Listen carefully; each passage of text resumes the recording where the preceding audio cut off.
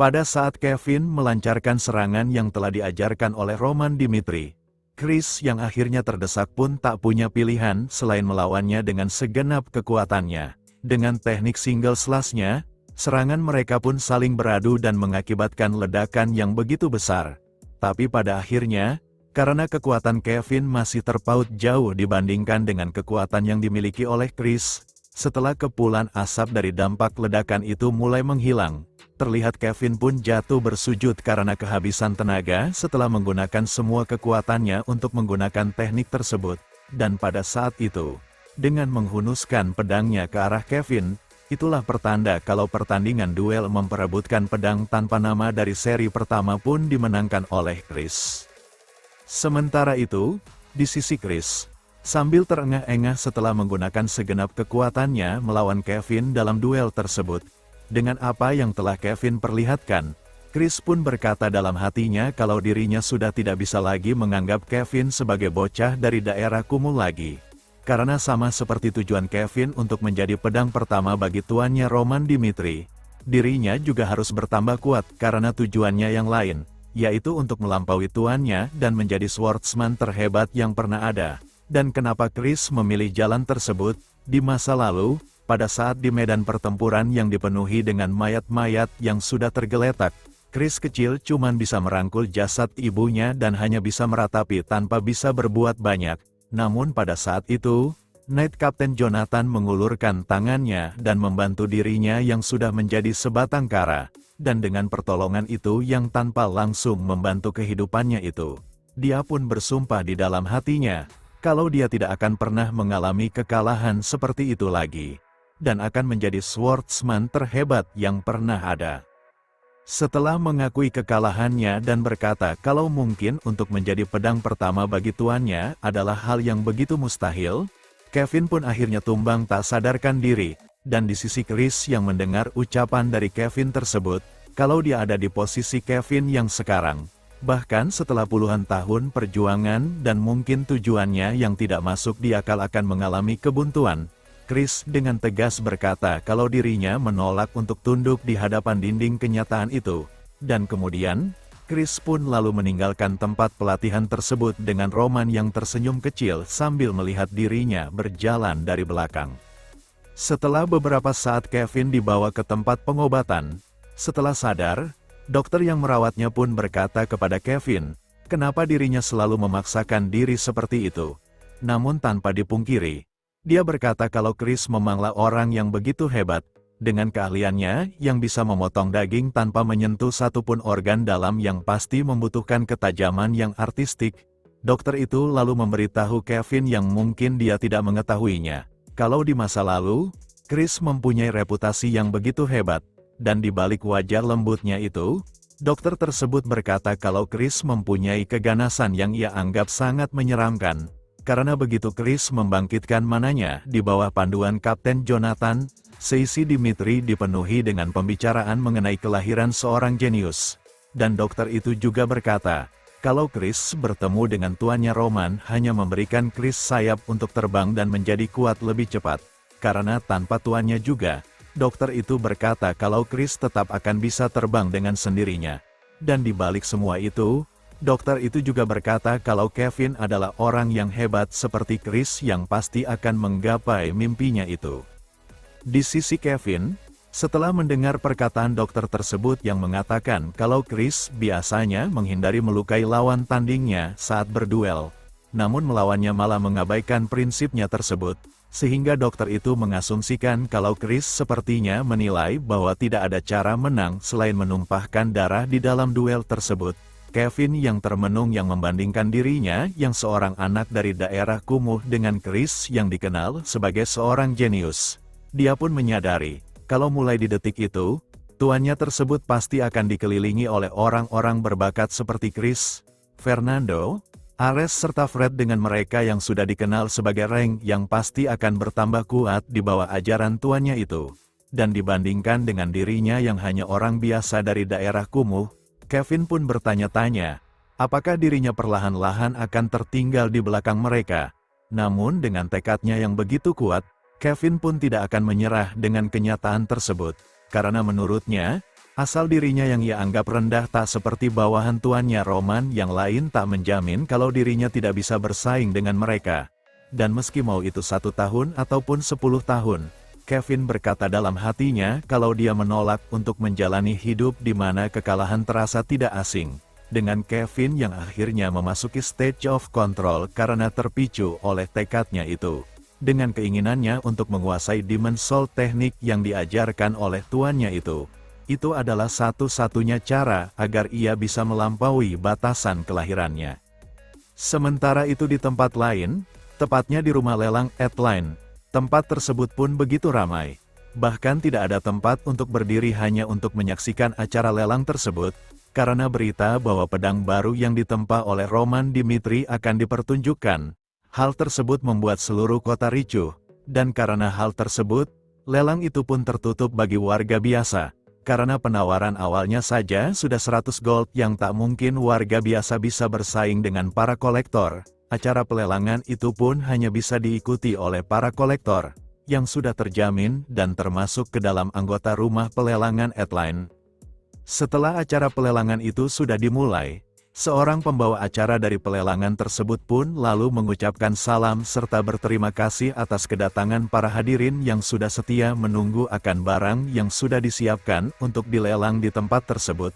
Dan seperti yang sudah mereka ketahui, pembawa acara itu berkata, kalau item di hari tersebut yang disediakan di rumah pelelangan Atline adalah mahakarya terbaru dari Roman Dimitri. Orang yang membuat sensasi dengan Blaze yang dimenangkan oleh Marquis Valentino di beberapa waktu yang lalu, pembawa acara itu pun memperkenalkan item itu dengan menyebutkan nama dari pedang tersebut. Antara bukan dan yang lain adalah seri ketiga dari pedang tanpa nama.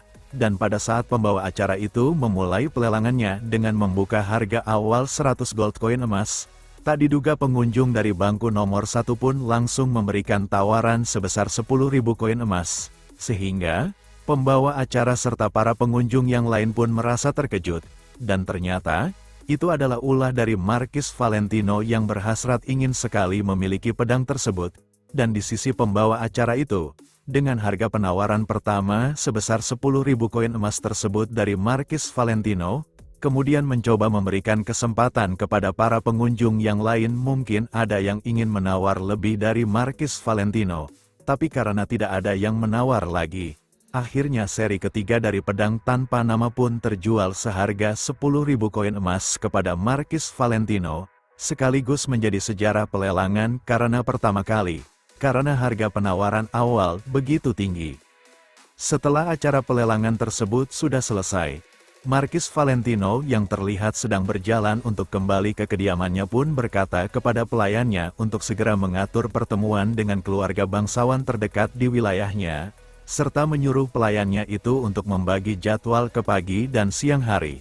Karena menurutnya, dirinya membutuhkan setidaknya 2 pertemuan sehari dengan para keluarga bangsawan tersebut, dan karena tak biasanya, pelayan itu pun bertanya kepada Marquis Valentino, untuk apa pertemuan tersebut diadakan, dan dengan muka yang begitu gembira, Marquis Valentino pun berkata kepada pelayannya tersebut, kalau dia hanya untuk memamerkan harta karun yang baru saja ia dapatkan.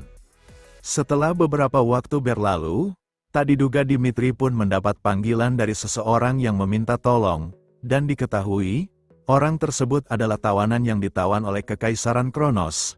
Namun, sebelum panggilan itu diterima oleh pihak kerajaan Dimitri, panggilan tersebut pun terputus dikarenakan dia ketahuan oleh salah satu prajurit dari Kekaisaran Kronos.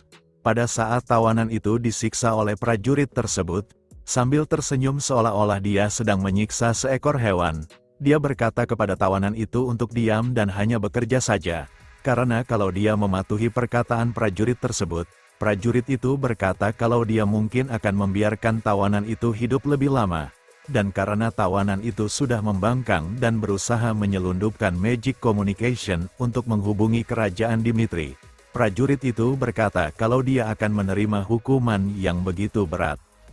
Prajurit itu, sambil tersenyum pun bertanya kepada para tawanan yang ada di tempat tersebut, apakah mereka sungguh-sungguh berpikir, kalau mereka bisa selamat dengan cara seperti itu.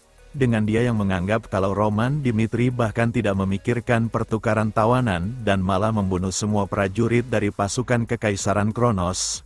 Prajurit itu berkata kalau itulah watak asli dari tuan mereka. Dan dengan pembicaraan tentang gencatan senjata sudah berakhir. Prajurit itu berkata kalau Dimitri tidak mungkin akan datang untuk menyelamatkan mereka.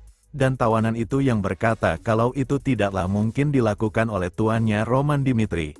Dia pun ditampar dengan keras oleh prajurit tersebut, dan kemudian memerintahkan prajurit yang lain untuk membawa tawanan tersebut ke ruang penyiksaan, untuk menjadikan dia sebagai contoh yang berani menentang mereka, sekaligus menunjukkan apa yang akan terjadi kepada pengkhianat yang mengkhianati Kekaisaran Kronos. Dan diketahui, saat Kekaisaran Kronos menyerang wilayah Western Front, itu mengakibatkan keruntuhan wilayah tersebut serta mendapatkan prajurit yang menjadi tawanan mereka. Dan secara kebetulan, tambang di wilayah Meikhitan membutuhkan budak untuk dipekerjakan. Para tawanan tersebut yang ditangkap oleh Hannibal pun secara diam-diam dikirim ke wilayah Meikhitan yang berlokasi di timur Kekaisaran Kronos. Dan begitulah, mereka menjadi tawanan perang yang terlupakan. Setelah kembali dari tempat penyiksaan, pria tersebut yang diketahui dia bernama Karol pun ditanya oleh salah satu temannya tentang keadaannya setelah kembali dari tempat penyiksaan. Dan Karol, yang terlihat tak berdaya pun mengumpat mereka serta berkata, bagaimana bisa manusia melakukan kekejaman tersebut kepada sesama manusia? Dan karena mereka mendapatkan perlakuan yang tidak manusiawi oleh prajurit Kekaisaran Kronos tanpa takut akan konsekuensi dari apa yang telah mereka lakukan. Salah satu temannya pun mengasumsikan, kalau sepertinya, Kekaisaran Kronos tidak membahas mereka saat negosiasi gencatan senjata, dan dengan mencatatkan kalau mereka yang sebagai prajurit telah ditulis sebagai prajurit hilang dalam tugas dan sudah dinilai tewas dalam catatan kerajaan Dimitri. Dengan Dimitri yang sudah menandatangani perjanjian gencatan senjata, pria tersebut berpikir kalau kerajaan Dimitri akan ragu untuk membahas keberadaan mereka. Dan nyatanya, itu adalah hal kejam yang harus mereka alami dalam hidup mereka. Di sisi lain, tepatnya di kediaman kerajaan Dimitri, Roman yang sedang mengadakan rapat dengan para penguasa wilayah yang telah menjadi sekutu kerajaan Dimitri, Viscount Conrad salah satu dari mereka, setelah melihat berkas laporan yang ia terima, dia pun berkata kalau situasinya cukup merepotkan, karena jika sekarang pihak Dimitri memprovokasi Kekaisaran Kronos soal masalah tawanan, kerajaan Dimitri yang baru saja mendapatkan stabilitas bisa jatuh ke dalam kekacauan lagi. Namun, jika pihak mereka bergerak dengan gegabah tanpa bukti konkret tentang tawanan yang telah disandera oleh pihak Kekaisaran Kronos, pihak Kekaisaran Kronos hanya akan menghilangkan semua tawanan dan bukti-bukti yang ada. Di sisi Roman, setelah melemparkan berkas-berkas tentang tawanan tersebut di hadapan mereka, Roman pun berkata untuk membaca berkas tersebut kepada mereka, dan setelah membacanya, Viscount Conrad pun berkata kepada Roman, apakah tuannya itu sudah tahu soal keberadaan para tawanan? Dan Roman pun lalu bertanya kepada mereka, kenapa mereka berpikir kalau dirinya menolak pertukaran tawanan dan menekan musuh tanpa ampun? Dan alasan dibalik itu, Roman berkata kalau dirinya mengejar kemenangan bahkan dengan pengorbanan besar, yaitu karena hanya sang pemenanglah yang berhak bertindak. Dengan mereka yang berdiri di atas pengorbanan dan merebut kemenangan. Dengan titel tersebut, Roman berkata kalau mereka berhak mengambil prajurit yang telah ditawan oleh Kekaisaran Kronos. Karena, itu adalah hak dari sang pemenang. Dan karena hal tersebut, Roman pun dengan tegas berkata kepada mereka untuk mengumpulkan semua pasukan Dimitri, dengan bertujuan untuk mengambil kembali prajuritnya yang terjebak di Kekaisaran Kronos. Roman berkata kalau dia akan mengambil resiko akan perang lainnya jika itu memang harus terjadi. Dan dengan titah mutlak dari Roman tersebut, mereka pun serentak berkata kalau mereka akan mematuhi apa yang dikehendaki oleh tuan mereka Roman Dimitri. Setelah beberapa waktu berlalu, di Meikhitan yang sedang mengadakan pertemuan yang membahas tentang para tawanan pun salah satu dari mereka bertanya, apakah mungkin pihak kerajaan Dimitri sadar kalau para tawanan masihlah hidup? Dan pria yang berdiri yang diketahui dia bernama Jason, dengan percaya dirinya, Dia berkata kalau itu adalah hal yang mustahil kalau pihak kerajaan Dimitri bisa mengetahui tentang para tawanan tersebut, karena ia anggap, kalau pesan yang para tawanan coba kirimkan itu terlalu singkat yang bahkan tidak sempat mengirimkan pesan lengkap mereka. Dan di sisi penguasa wilayah tersebut yang diketahui dia adalah Baron Mike Heaton. Setelah mendengar perkataan Jason, dia pun berkata, kalau apa yang telah terjadi sekarang ini, itu semua karena sebelumnya Roman Dimitri telah membunuh semua tawanan dari pihak Kekaisaran Kronos. Dengan apa yang telah Roman lakukan, Baron Mike Heaton berkata, kalau Roman seharusnya memikirkan konsekuensi dari tindakannya tersebut, dan selama pihaknya menyembunyikan para tawanan kerajaan Dimitri, Baron Mike Heaton berpendapat kalau pihak Dimitri tidak memiliki cara untuk mengungkapkan kebenaran tersebut. Dan pada saat Jason bersependapat dengan apa yang dikatakan baronnya itu, dengan berkas gencatan senjata yang telah ditandatangani dan tak mudah mengubah keseluruhan perjanjian tersebut, dan Jason berpendapat kalau pihak Dimitri tidak akan bisa berbuat banyak tentang tawanan yang mungkin nanti mereka ketahui. Tak diduga salah seorang prajurit pun datang dan memberikan laporan kepada mereka, kalau pasukan dari kerajaan Dimitri telah melintasi perbatasan dari Kekaisaran Kronos. Dan hal itu pun membuat Baron Mike Heaton terkejut sekaligus merasa takut akan hal yang akan terjadi selanjutnya. Di sisi lain, di pos pertahanan garis depan Kekaisaran Kronos, Count Munes selaku komandan di tempat tersebut yang mendapatkan panggilan kalau musuh telah melintasi perbatasan wilayah mereka. Setelah diberitahu kalau Roman telah mengetahui kebenaran mengenai tawanan perang yang ditawan oleh mereka, Count Munes pun diperintahkan untuk bernegosiasi dengan pihak Roman Dimitri. Namun, jika negosiasi tersebut batal dengan pihak mereka, Count Munes pun mendapat perintah untuk membunuh semua tawanan dan menghapus jejak mereka. Dan Count Munes yang terlihat panik tentang hal tersebut, dia pun lalu memerintahkan bawahannya untuk mengirimkan pembawa pesan kepada pihak kerajaan Dimitri. Namun setelah diutus seseorang menjadi pembawa pesan ke pihak kerajaan Dimitri, tanpa ragu Roman pun langsung memenggal pembawa pesan tersebut, dan berkata kepada Count Munes yang ada di atas benteng pertahanan kalau tidak akan ada negosiasi tentang hal tersebut. Dan jika pihak Kekaisaran Kronos mau menyelesaikan urusan tersebut, Roman dengan tegas menyuruh mereka untuk membawa semua tawanan Dimitri kepadanya dalam waktu 2 jam saja. Dan jika pihak Kekaisaran Kronos berani membunuh para tawanan untuk berusaha menghancurkan bukti yang ada, dengan aura yang meluap keluar dari tubuhnya, Roman yang sudah mempunyai bukti atas semuanya tentang tawanan yang mereka tawan. Jika salah satu dari tawanan menghilang, Roman berkata kalau itu adalah tindakan yang akan ia anggap sebagai pernyataan perang terhadap kerajaan Dimitri. Dengan situasinya itu, Count Munes pun lalu melaporkan situasi tersebut kepada Markis Memphis, dan dalam perbincangan tersebut, setelah Count Munes berkata jika Roman Dimitri mengikuti tindakannya yang dulu yang mungkin mengakibatkan gencatan senjata akan batal seutuhnya, di sisi Markis Memphis, meski dirinya ingin sekali menghancurkan Roman Dimitri karena tindakannya yang berani seenaknya melintasi perbatasan tanpa pemberitahuan, dengan situasi sang kaisar yang mempercayainya dengan otoritas diplomatik sepenuhnya, serta memerintahkannya agar semua urusan luar negeri diurus secara defensif yang bertujuan agar ia bisa beristirahat selama setahun penuh. Markis Memphis yang tidak bisa menghancurkan rencana mereka hanya karena emosi sesaat, dia pun lalu berkata kepada Count Munes, jika dirinya menyebabkan insiden dengan kerajaan Dimitri dan mengusik istirahat sang kaisar, Markis Memphis berkata kalau Count Munes akan mendapatkan ganjaran yang setimpal, dan dengan yang sudah diketahui, kalau tawanan dari Dimitri digunakan sebagai buruh oleh bangsawan Timur, Markis Memphis berkata kalau mereka akan bilang bahwa hal tersebut adalah kesalahan dari bangsawan Timur mereka. Dan setelah memberitahukan hal tersebut, Count Munes pun merasa kesal, karena secara tidak langsung, Markis Memphis menyerahkan bangsawan Timur kepada kerajaan Dimitri sebagai tumbal akan masalah tersebut. Setelah menghubungi Baron Mike Heaton dan mengatakan apa yang telah dikatakan oleh Markis Memphis di sebelumnya, Baron Mike Heaton yang marah pun membanting alat komunikasi tersebut dan berkata, untuk demi istirahat sang kaisar saja, mereka mau menutupi isu tawanan tersebut sebagai kesalahan dari para bangsawan Timur, yang artinya, Markis Memphis menyuruh dirinya untuk duduk manis dan mati di tangan Roman Dimitri. Dan karena situasinya itu, dia pun lalu memanggil Jason untuk bertanya tentang solusi dari situasinya itu. Dan dengan kebingungan, Jason pun berkata kalau dia tidak mempunyai solusi dari keadaan mereka.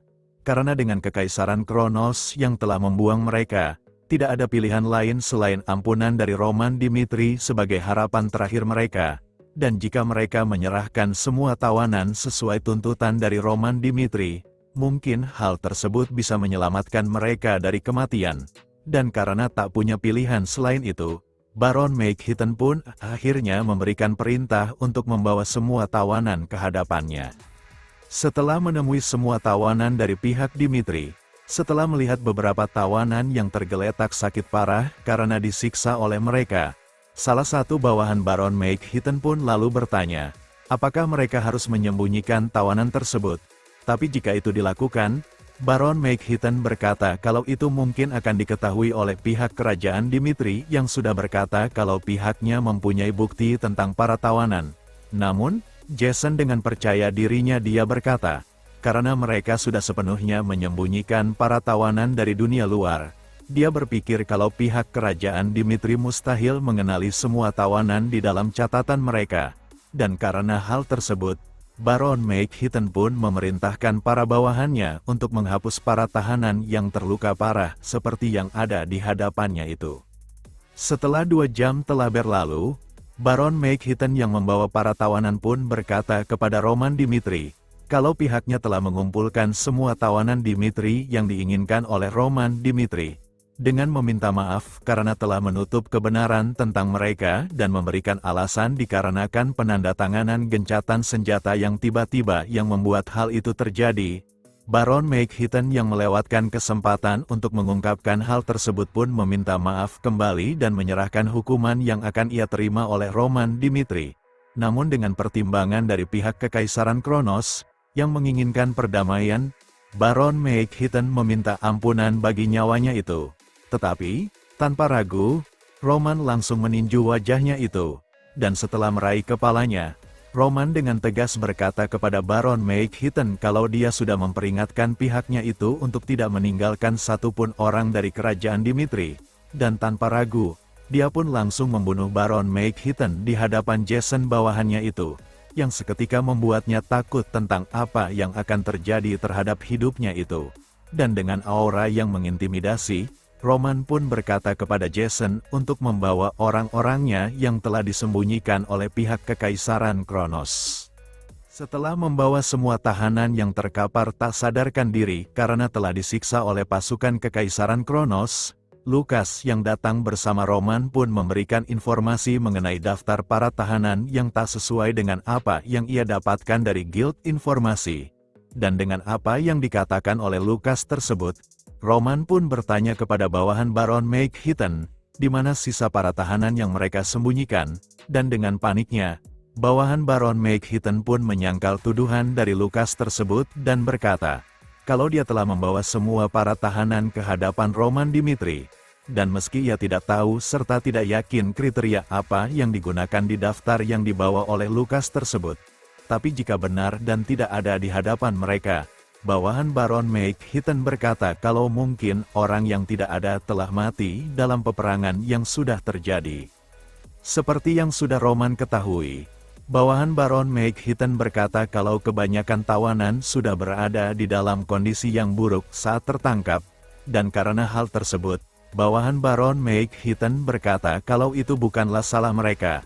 Namun di balik omongannya itu, fakta yang sebenarnya adalah para tahanan yang dibicarakan telah mereka bunuh saat penyiksaan, dan di sisi Roman, setelah melihat keadaan para tahanan yang tak sadarkan diri, dia menyadari kalau para tawanan telah disiksa oleh pasukan Kekaisaran Kronos.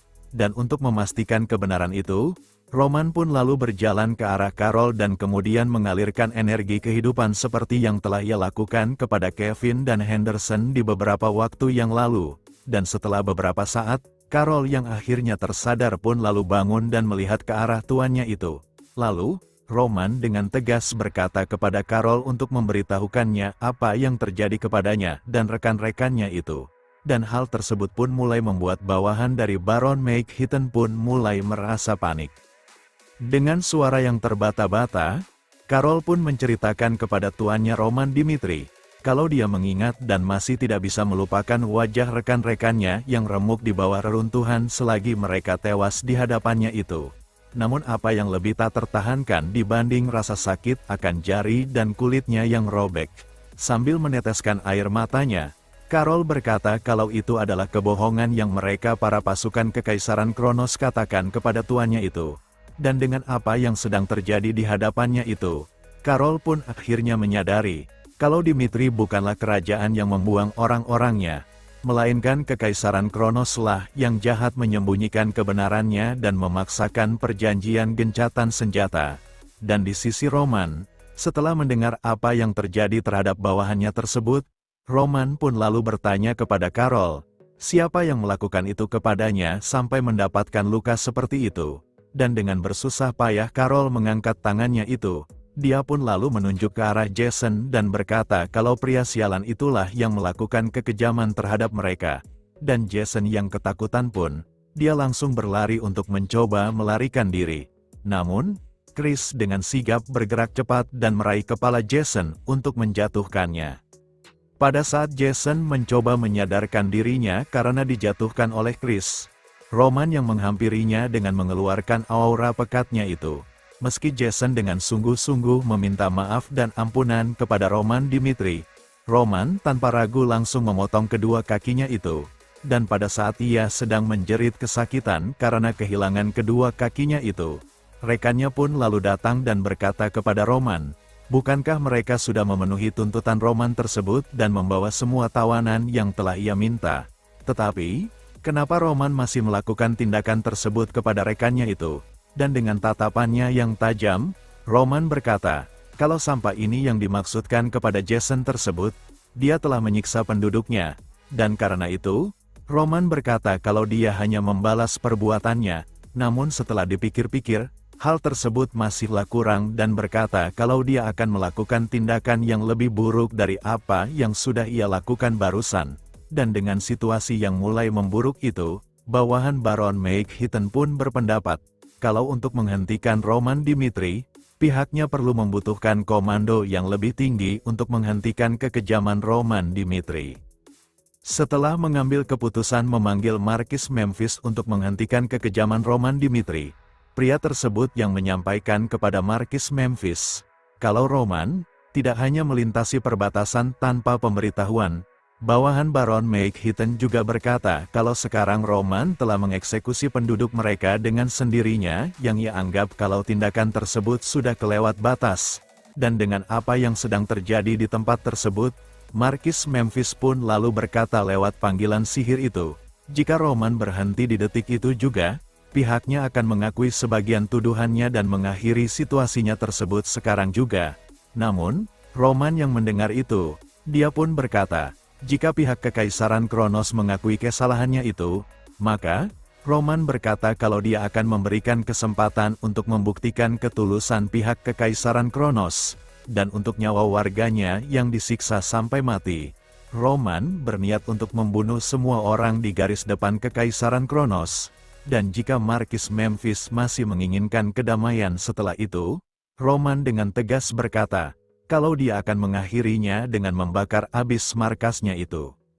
Pada saat Markis Memphis menyebut Roman dengan sebutan si manusia gila, karena sudah tidak ada hal yang perlu dibicarakan lagi, Roman pun langsung memotong alat sihir komunikasi tersebut, dan tak cukup dari itu, tebasannya itu memotong badan bawahan Baron McHitton serta para pasukan yang ada di belakangnya. Dan dengan tindakannya itu, Roman lalu memberikan perintah mutlak kepada para bawahannya untuk membunuh mereka semua. Sehingga, para pasukan yang dibawa oleh Roman pun langsung bergerak dan menyerbu benteng tersebut, dan di sisi Chris dan Kevin, dengan tenang, mereka pun lalu berjalan untuk melakukan tugas yang telah diperintahkan oleh tuannya Roman Dimitri. Namun sebelum mereka akan melakukan itu, Ares yang menghampiri mereka sambil menyebut Chris dan Kevin dengan sebutan para senior. Sebagai rookie yang baru bergabung, Ares meminta untuk mengurus seorang diri perihal tersebut. Dan dengan percaya dirinya berjalan ke arah benteng tersebut, Count Munes yang melihat itu pun lalu memerintahkan para War Mage untuk menyerang Ares dan para pasukan Dimitri. Dengan skill Inferno, Fire Cannon dan Lightning Spear, serangan tersebut pun langsung mengarah ke arah Ares. Tapi dengan sigap, Ares menghindari serangan tersebut dengan cara melompat ke udara. Dan kemudian, dengan ketiga belati yang ia bawa, dia pun lalu menancapkan belati-belati tersebut di dinding benteng tersebut. Salah satu mage yang melihat itu, dia yang mengira kalau itu adalah serangan Ares yang tak mampu menjangkaunya. Dia berkata kepada Ares untuk belajar lebih keras lagi. Namun, di sisi Ares, dia yang tersenyum karena ucapan dari mage tersebut, dia pun lalu bergerak cepat ke arah belati-belati yang tertancap di dinding benteng tersebut. Karena apa yang ia lakukan terhadap belati-belatinya itu, ia gunakan hanya untuk pijakan agar ia bisa memanjat benteng tersebut. Dan bukan lagi sebagai rahasia umum kalau Ares adalah orang dengan jenius bawaan dari lahir. Hanya dalam waktu singkat di bawah didikan Roman Dimitri, Ares meraih perkembangan luar biasa. Dan sekarang, proses itu sedang ditampilkan di hadapan para pasukan Kekaisaran Kronos. Dan dengan serangannya itu, ledakan besar yang menghancurkan benteng tersebut pun membuat Count Munes merasa panik. Sehingga, dia pun lalu berlari untuk melarikan diri. Karena ia akhirnya menyadari, kalau pasukan Dimitri tidak bisa ia hentikan, serta, jika ia tetap tinggal di tempat tersebut, dia meyakini kalau dia pasti akan mati di tangan Roman Dimitri. Namun, ketika ia baru saja naik ke atas kudanya itu, Count Munes pun terkejut. Karena, Roman yang sudah ada di depannya menghalangi jalannya untuk melarikan diri dengan cara membakar semua yang ada di sekelilingnya. Dan dengan apa yang terjadi di depannya itu, Count Munes pun akhirnya menyadari, kalau dari pertama saat ia berdiri di hadapan Roman Dimitri, tidak ada kesempatan baginya untuk bisa selamat dari penyerangan Roman tersebut. Setelah Roman berhasil membumi hanguskan wilayah Meikhitan di wilayah timur Kekaisaran Kronos, di pihak Kekaisaran Kronos yang sedang mengadakan pertemuan mengenai hal itu, di ruangan konferensi tersebut, salah seorang yang datang yang diketahui dia adalah Marquis Croix. Dia yang marah karena menantunya Count Munes telah dibunuh oleh Roman Dimitri pun melayangkan protes kepada Marquis Memphis karena tidak membalas perbuatan Roman terhadap menantunya itu. Karena setelah diserang sepihak oleh Roman Dimitri, Marquis Memphis hanya berdiam diri saja. Dan karena hal tersebut, Marquis Croix pun mempertanyakan perihal itu. Apakah Marquis Memphis hanya berniat untuk mempertahankan gencatan senjata saja dengan pihak kerajaan Dimitri? Karena secara tidak langsung, Marquis Croix beranggapan kalau tindakan yang diambil oleh Marquis Memphis adalah tindakan yang pengecut yang sama saja dengan menyatakan kelemahan Kekaisaran Kronos ke seluruh penjuru dunia. Di sisi Marquis Memphis, dia pun lalu berkata kalau musuh mereka adalah Roman Dimitri, dan dengan apa yang sudah diketahui kalau Roman adalah ksatria yang begitu hebat, Marquis Memphis pun lalu bertanya kepada Marquis Croix, bagaimana Marquis Croix menyusun rencana kalau diberikan wewenang untuk membalaskan dendam terhadap Roman Dimitri, dan kalau tidak bisa membuat rencana yang matang yang mengakibatkan Kekaisaran Kronos menjadi olok-olokan seluruh penjuru benua. Marquis Memphis meminta Marquis Croix untuk diam dan jangan membuat keributan. Karena seperti yang sudah diketahui, setiap kali mereka melawan Roman Dimitri, Kekaisaran Kronos selalu membuat keputusan gegabah dan meninggalkan jejak preseden yang buruk. Meski sudah yakin kalau mereka sudah mengerahkan kekuatan yang cukup ke garis depan, tapi nyatanya yang mereka dapatkan adalah kekalahan telak. Dan karena hal itu, Marquis Memphis yang menganggap kalau Roman bukanlah lawan yang bisa dianggap enteng yang bisa dikalahkan dengan mudah, untuk melawannya, pihaknya itu tidak bisa melawan Roman Dimitri dengan persiapan yang setengah-setengah. Lalu, Marquis Memphis pun bertanya sekali lagi kepada Marquis Croix yang sedang marah karena kematian menantunya itu, bagaimana cara Marquis Croix untuk menghukum Roman Dimitri karena tindakannya itu. Marquis Croix yang mendapatkan pertanyaan itu pun lalu balik bertanya kepada Marquis Memphis, kalau memang tidak bisa membuat keputusan gegabah untuk membalas perbuatan Roman Dimitri, setidaknya jelaskan kenapa Yang Mulia Kaisar mengasingkan diri serta apa sebenarnya rencana 1 tahun tersebut. Dan karena Marquis Memphis hanya berdiam diri tanpa membalas perkataan dari Marquis Croix tersebut, sambil tersenyum, Markis Croy pun meremehkan keputusan dan tindakan dari Markis Memphis itu, dan sambil berbalik untuk meninggalkan ruangan tersebut, Markis Croy berkata kepada Markis Memphis kalau dia akan kembali ke wilayahnya untuk mengumpulkan para bangsawan yang sepemikiran dengan dirinya, serta juga akan membawa masalah tersebut ke kalangan publik, agar mereka tahu kalau Markis Memphis telah mencoreng kehormatan Kekaisaran Kronos. Namun sebelum Markis Croy meninggalkan tempat tersebut, pada saat Markis Memphis memanggilnya kembali, Markis Croy yang menoleh ke arahnya sambil mengingatkan kepada Markis Memphis untuk tidak menyesal dengan keputusannya itu. Tanpa diduga, Markis Memphis pun langsung menikamnya, dan Markis Croy yang terjatuh karena luka serius dari serangan tersebut, dengan sisa-sisa tenaganya, dia bertanya kenapa Markis Memphis, kenapa dirinya melakukan hal tersebut, dan Markis Memphis pun berkata, kalau semua hal di Kekaisaran Kronos yang dimulai dan diakhiri oleh kehendak yang mulia kaisarnya itu, tidak layak dan tidak membutuhkan orang bodoh untuk hidup di samping kaisarnya tersebut. Dengan perbuatan Markis Croy yang telah membangkang terhadap titah kaisar yang ia layani, sebagai wakil dari Kaisar Alexander, Markis Memphis pun lalu memerintahkan Castro untuk mengirimkan pasukan mereka ke wilayah keluarga Markis Croy yang telah ia bunuh, untuk menyingkirkan semua orang yang berhubungan dengan Markis Croy. Sekaligus itu sebagai contoh dan mengembalikan kedisiplinan di wilayah Kekaisaran Kronos.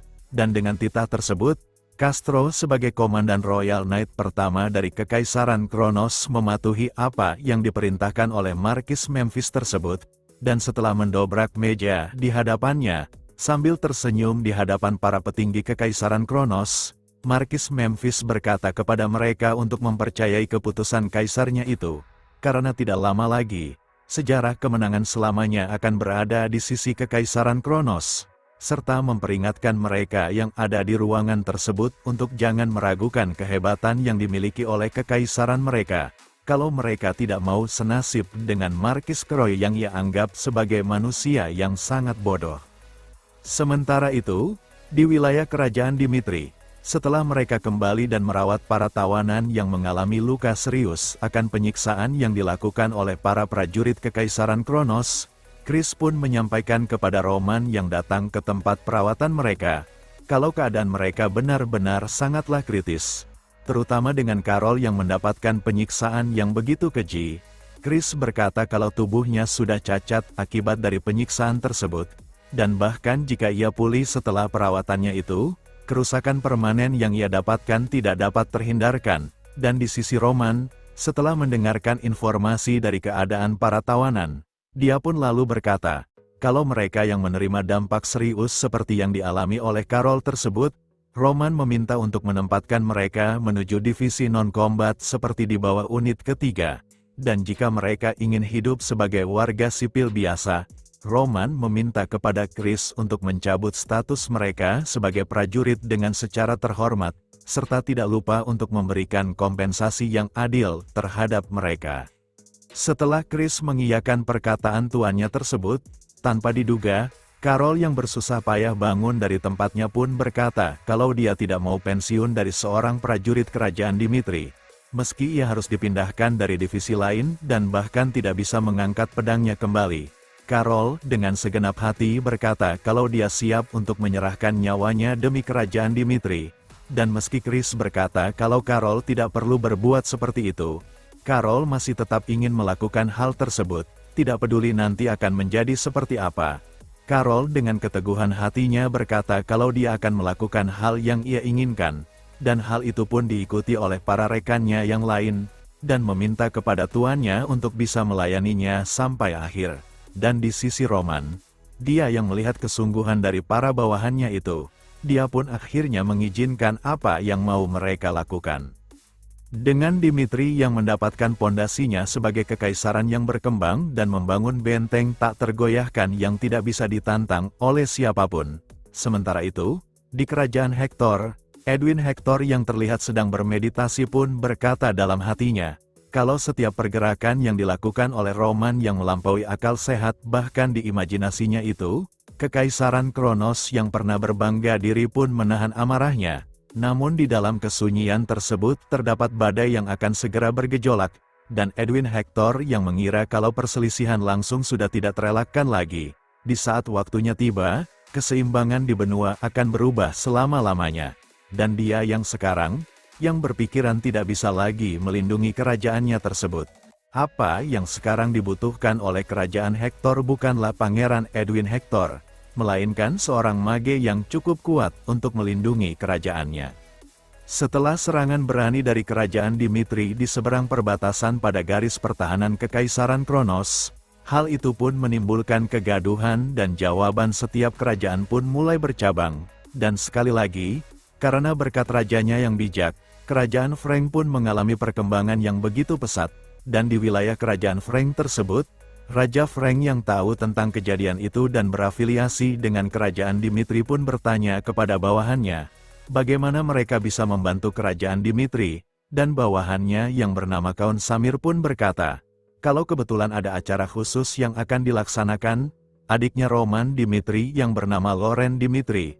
Kaun Samir berkata kalau dia telah dipromosikan menjadi kelas A di Cairo Royal Academy, dan dengan upacara promosinya yang akan diadakan selama 5 hari lamanya, Kaun Samir beranggapan, kalau Duk Kerajaan Dimitri kemungkinan akan hadir dalam acara tersebut, dan dengan informasi tersebut, Raja Frank pun lalu memerintahkan Kaun Samir untuk membuat pertemuan dengan para dewan, karena dia ingin memberikan hadiah kepada kerajaan Dimitri melewati diskusi dengan para dewan terlebih dahulu.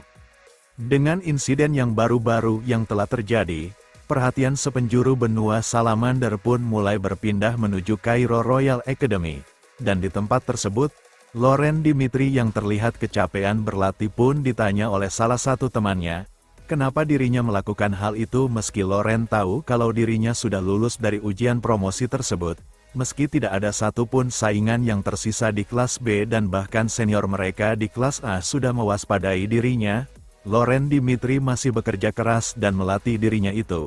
Dan kalau tidak karena prosedur dari Cairo Royal Academy, temannya berkata kalau Loren sudah pasti tidak berada di kelas B seperti yang sekarang. Namun meskipun begitu, Loren beranggapan kalau dirinya bukan apa-apa dibandingkan dengan kakaknya Roman Dimitri. Dan seperti perkataan Roman yang pernah memberitahukannya kalau dirinya juga bisa melakukan apa yang bisa seperti kakaknya itu, Loren bertekad akan berlatih untuk bisa mengejar kakaknya Roman Dimitri. Dan sebagai pewaris keluarga yang mulai berkuasa di sepenjuru benua, Loren Dimitri pun akhirnya tumbuh menjadi pria yang layak memiliki nama tersebut. Sementara itu, di sisi lain, Kaun Samir yang mencoba menemui profesor terkenal yang dekat dengan Loren Dimitri di kerajaan Frank, dia pun datang ke tempat kediamannya, dengan bertujuan meminta saran kepada profesor tersebut, dan Kaun Samir yang mencoba untuk memenangkan hati dari profesor tersebut agar bisa mendapatkan saran yang bagus untuk bisa dekat dengan keluarga Dimitri. Dia pun membawa wain tua dari kerajaan Frank yang bertujuan supaya profesor itu senang dengan apa yang ia bawa. Dan setelah beberapa saat ia menunggu untuk bertemu dengan profesor tersebut, setelah dipersilahkan masuk oleh pelayannya, Kaun Samir pun terkejut dengan apa yang ia lihat, karena profesor yang ada di hadapannya adalah orang yang dikenal sebagai penulis dari buku yang berjudul That Day at That Place, serta How Legends Are Born. Dan ternyata, profesor terkenal di Cairo Royal tersebut adalah Henry Albert, yang dulu pernah ikut berperang bersama Roman Dimitri. Awalnya, Henry Albert mengejar Roman Dimitri hanya demi ketenaran, tapi seiring waktu, dia menjadi terpesona olehnya. Dan setelah menggunakan Roman Dimitri sebagai inspirasi bagi hidupnya itu, seluruh dunia Henry Albert berubah. Dia menjadi penulis tenar yang bukunya tersebar sepenjuru benua, dan menjadi profesor tetap di Cairo Royal Academy. Sosok terhormat, yang dikagumi oleh semuanya. Pada saat Kaun Samir tahu kalau profesor yang ditemuinya adalah Henry Albert yang sudah terkenal dengan buku-buku yang ia telah terbitkan, Kaun Samir yang merasa senang pun berkata kepada Henry Albert, kalau pertemuan mereka adalah suatu kehormatan bagi dirinya bisa bertemu dengan profesor yang ia kagumi, karena dengan karya-karya yang telah Henry Albert terbitkan membuatnya benar-benar sangat tersentuh sampai-sampai membaca karya dari Henry Albert itu berulang kali. Dan semakin sering membacanya, Kaun Samir berkata kalau dia merasa seakan-akan dirinya berada di garis depan selatan perbatasan kerajaan Kairo. Lalu, Kaun Samir pun bertanya kepada Henry Albert, bagaimana dirinya bisa menulis mahakarya seperti itu ke kalangan publik, dan Henry Albert pun berkata, kalau dia hanya membagikan apa yang ia lihat di medan peperangan, karena seperti yang sudah diketahui banyak orang, kecemerlangan Roman Dimitri bersinar dalam pertarungan di wilayah selatan. Dan pada saat garis belakang Hektor hancur dan bahkan saat Wabget tumbang semuanya bersiap untuk bernegosiasi. Tapi Roman Dimitri berbeda. Saat menyaksikannya secara langsung dengan kedua matanya, seorang pria yang bisa mengubah aliran peperangan itu pun membuatnya berpikir, bagaimana bisa ada makhluk seperti itu ada di dunia? Dan kenapa Roman Dimitri berbeda dari semua orang? Henry Albert berkata kalau jawabannya ada di dalam pilihannya yang tidak umum. Kaun Samir yang mendengar itu pun lalu bertanya, apa maksud dari perkataan Henry Albert tersebut? Dan Henry Albert pun menjawab pertanyaan dari Kaun Samir tersebut dengan mengatakan, kalau saat semua orang berkata tidak, Roman membuktikan melalui hasil, dan dengan menentang akal sehat, Roman berhasil meraih hasil yang luar biasa dan hasil itu pun membangun Roman Dimitri yang mereka kenal sekarang. Dan meski itu mungkin hanya bisa dilakukan oleh Roman seorang saja, tapi yang sungguh penting untuk mencapai tujuan adalah tekad yang kuat untuk melangkah di jalan yang diambil tanpa goyah karena orang lain. Seperti yang dilakukan oleh Roman yang menolak aliran umum yang membuatnya dihina oleh banyak orang.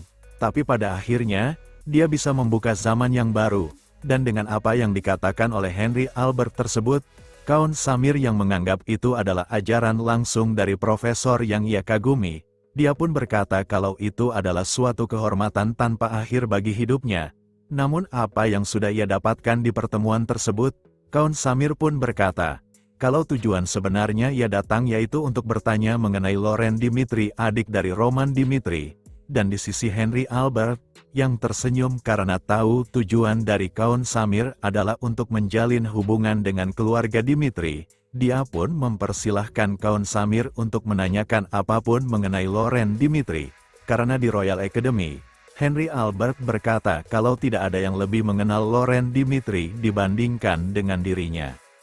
Diketahui, dulu sebelum dekat dengan Loren Dimitri, pada saat Loren merasa terpuruk dan frustasi karena ketidakberdayaannya dibandingkan dengan saudara-saudaranya. Pada saat itu, dia pun menceritakan kegelisahannya kepada Profesor Henry Albert. Karena yang sudah diketahui kalangan masyarakat, kakak tertuanya yang dikenal sebagai swordsman terkuat di benua, serta kakak keduanya yang menjadi lulusan sebagai murid teratas di akademi. Hal itu pun secara tidak langsung membuatnya menjadi beban. Karena mau sekeras apapun ia berusaha, Loren Dimitri berkata kalau dia merasa tidak akan pernah bisa mengejar pencapaian kakak-kakaknya itu. Dan dengan apa yang sedang dialami oleh Loren Dimitri tersebut, Henry Albert yang mengetahui kalau Loren adalah anak berbakat yang diakui oleh akademi itu sendiri. Namun terlihat kurang kalau dibandingkan dengan saudara-saudaranya, dia begitu tahu dengan perasaan yang sedang dirasakan oleh Loren Dimitri di waktu tersebut. Karena dulu dia juga mengalami hal yang sama di keluarganya. Tapi semenjak situasinya berbeda dan menjalani kehidupan yang baru, Henry Albert menyadari kalau ada sesuatu yang ia pahami. Kemudian, Henry Albert berkata kepada Loren Dimitri, meski sudah tidak dipungkiri kalau kakak-kakaknya memanglah hebat, tapi membandingkan diri dengan orang lain hanya akan menyakiti perasaan saja. Dan dengan mengaca dari kehidupannya yang bisa dianggap seperti benalu keluarga tapi bisa menjadi profesor di Cairo Royal Academy yang terkenal itu, Henry Albert pun memberikan nasihat kepada Loren Dimitri dengan mengatakan, kalau dia tidak boleh goyah dengan pendiriannya, dan teruslah melangkah di jalan yang ia percayai, karena suatu hari, hal itu akan meninggalkan jejak yang sungguh berarti bagi hidupnya, dan pada saat hari itu, Henry Albert dan Loren Dimitri menjadi lebih dari sekedar murid dan guru, tetapi menjadi seperti teman seperjuangan. Kembali ke waktu pertemuan dengan Kaun Samir. Pada saat ditanya hadiah apa yang bagus untuk Loren Dimitri, Henry Albert berkata, kalau hadiah yang ingin diberikan oleh Kaun Samir tersebut harus terikat dengan apa yang paling Loren hargai sekarang, dan di titik itu, Henry Albert berkata kalau Loren Dimitri menyukai apapun yang membuatnya bertambah kuat, dan dengan apa yang dikatakan oleh Henry tersebut, Kaun Samir yang tahu apa yang akan diberikan kepada Loren Dimitri yang bisa membuatnya bertambah kuat, dia pun lalu meminta pamit dan memberikan hormat kepada Henry Albert, atas apa yang telah ia katakan kepada dirinya, dan tak terasa, setelah beberapa waktu berlalu, hari sebelum upacara promosi pun akhirnya datang. Di waktu tersebut, saat Romero dan anaknya Roman Dimitri datang ke ibu kota Kairos untuk menemui Raja Daniel, dia pun disambut dengan meriah oleh para warga di kota tersebut, dengan mengeluh-eluhkan nama dan keluarganya. Pada saat memasuki istana Raja Kerajaan Kairo, Romero dan Roman pun disambut langsung oleh Raja Daniel dan jajarannya, dan setelah memberikan salam kepada mereka, Raja Daniel pun lalu berkata kepada Roman, kalau ada hal yang harus ia katakan kepada dia dan ayahnya itu, dan setelah memasuki ruangan yang sudah disiapkan, setelah mengatakan tujuannya kalau kerajaan Kairo akan ia jadikan menjadi kerajaan vasal, Romero Dimitri pun merasa terkejut, karena Dimitri yang berasal dari dalam kerajaan Kairo, hal itu tidak mungkin dilakukan.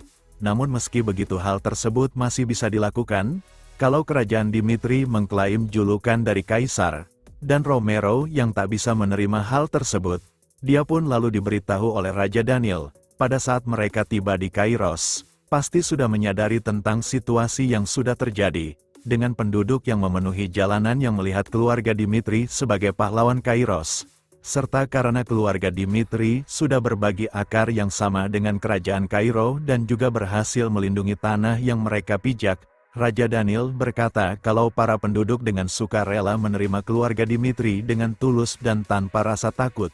Namun di balik keputusan sebenarnya yang ia ambil, ada dalam perang terhadap Kekaisaran Kronos, dan dengan dunia yang perlahan-lahan mulai berubah, Raja Daniel meyakini kalau kerajaan Dimitri bisa melindungi Kairos dari ambisi kekaisaran yang semakin bertambah, dan saat tiba harinya di mana Dimitri menyatakan dirinya sebagai kekaisaran, sambil memberikan hormat, Raja Daniel berkata kalau Kairos akan bersumpah setia tanpa ragu-ragu kepada Dimitri. Setelah mendengar hal tersebut, Romero pun lalu bertanya pendapat anaknya Roman Dimitri mengenai apa yang dikatakan oleh Raja Daniel tersebut, dan Roman pun menjawabnya dengan mengatakan, kalau dia setuju dengan apa yang dikatakan oleh Raja Daniel. Karena dengan asumsinya kalau kedamaian sejati hanya akan tiba saat Kekaisaran Kronos jatuh tertunduk, dan jika Kekaisaran Valhalla mengambil tempat Kekaisaran Kronos setelahnya, yang secara tidak langsung akan menciptakan lingkaran kekacauan hanya akan dimulai kembali, mau itu Kekaisaran Kronos ataupun Kekaisaran Valhalla. Akar dari konflik harus dipotong sebelum dirinya akan mengemban tanggung jawab tersebut, agar bisa menyatukan aliansi kerajaan yang melebihi Kekaisaran Kronos, agar bisa membawa keteraturan terhadap sepenjuru benua yang mereka huni. Setelah beberapa waktu berlalu, hari upacara promosi pun akhirnya datang, dan waktu tersebut, host upacara yang diketahui dia bernama Baron Alvin. Dia yang merasa gugup dan bertanya naskahnya apakah sudah siap kepada seorang pelayan. Pelayan itu yang sudah menyiapkan naskahnya tersebut pun langsung memberikannya kepada Baron Alvin, dan ketika melihat naskahnya yang begitu banyak, dia pun bertanya, apakah dirinya harus membaca semua yang ada di naskah tersebut, dan pelayan itu pun berkata, kalau secara tradisi, nama dari setiap tamu-tamu terhormat yang menghadiri upacara harus diumumkan. Meski pelayan itu juga merasa terkejut, karena ia baru pertama kali mengalami kejadian seperti itu. Dan setelah beberapa saat, setelah dimulainya upacara promosi dari Cairo Royal Academy, Baron Alvin pun lalu membukanya dengan mengambil jeda untuk menghormati para tamu-tamu yang sudah hadir dalam upacara tersebut.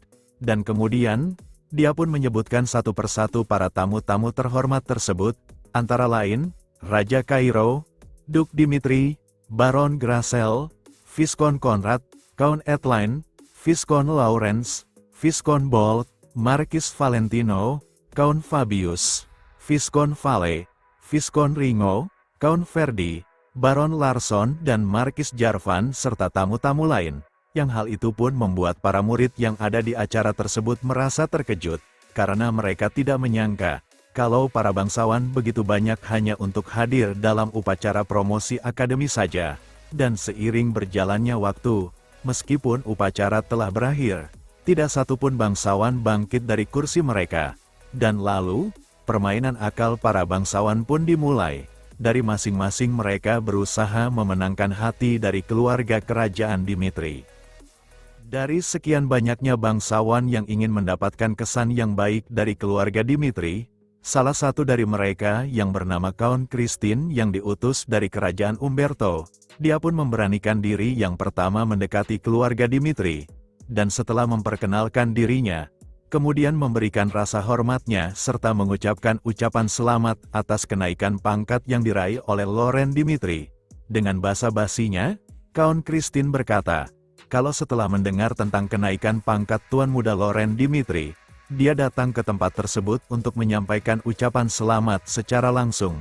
Sehingga, Duk Dimitri yang mendengar itu pun merasa tersanjung, dan kemudian, Count Christine pun berkata kembali, kalau dia datang ke acara tersebut juga menyiapkan hadiah spesial untuk Laurent Dimitri sebagai ucapan selamat atas pencapaiannya itu, dan meminta Laurent Dimitri untuk jangan merasa terbebani atas hadiah yang telah ia siapkan untuk dirinya itu. Setelah memanggil pelayannya untuk membawakan hadiah tersebut, saat hadiah itu diperlihatkan dan ternyata itu adalah sebuah pedang, Count Christine pun memberitahukan, kalau pedang yang ia hadiahkan untuk Laurent Dimitri tersebut, itu adalah pedang yang ditempa oleh seorang ahli pengrajin dari kerajaan Umberto, dengan bagian luarnya yang dihiasi oleh emas murni, serta tak luput dihiasi juga dengan permata yang menyerupai berlian.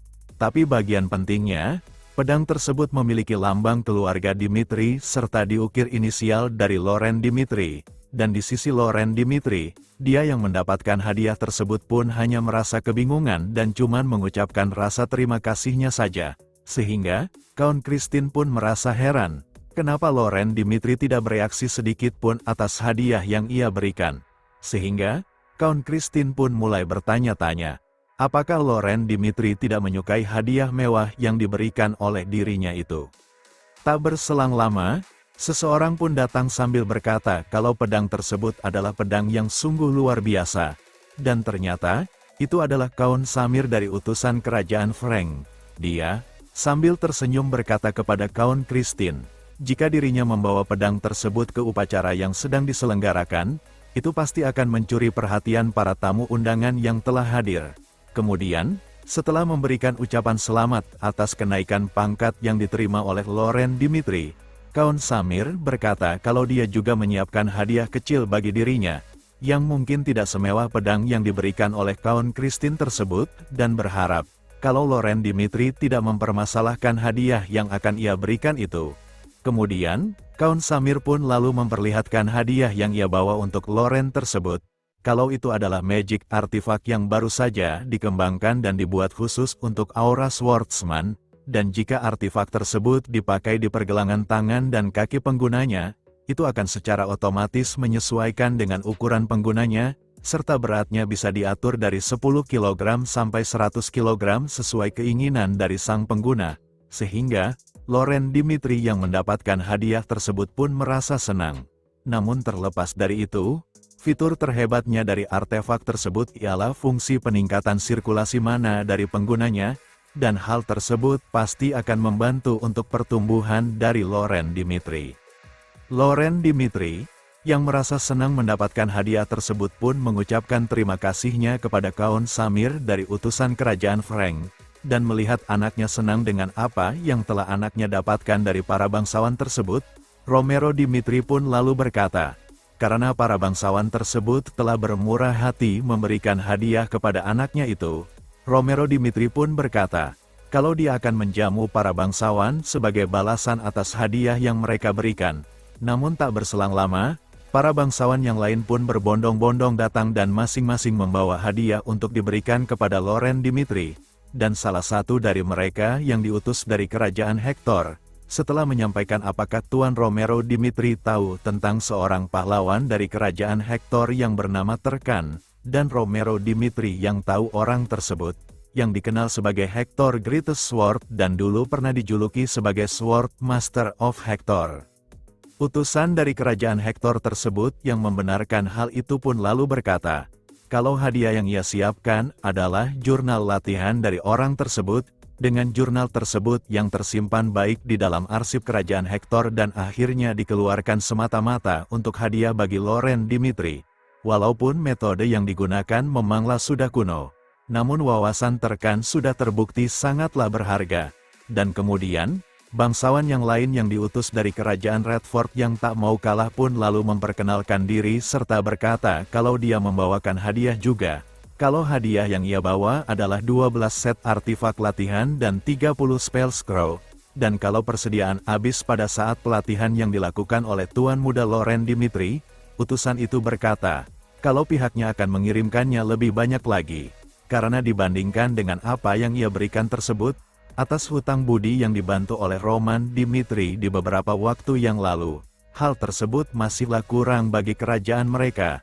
Dan di sisi Kaun Samir yang melihat kejadian yang sedang terjadi di tempat tersebut, akhirnya dia pun menyadari, kalau bukan hanya dia yang meminta nasihat kepada Profesor Henry Albert, melainkan para bangsawan yang lain juga sama melakukan hal tersebut.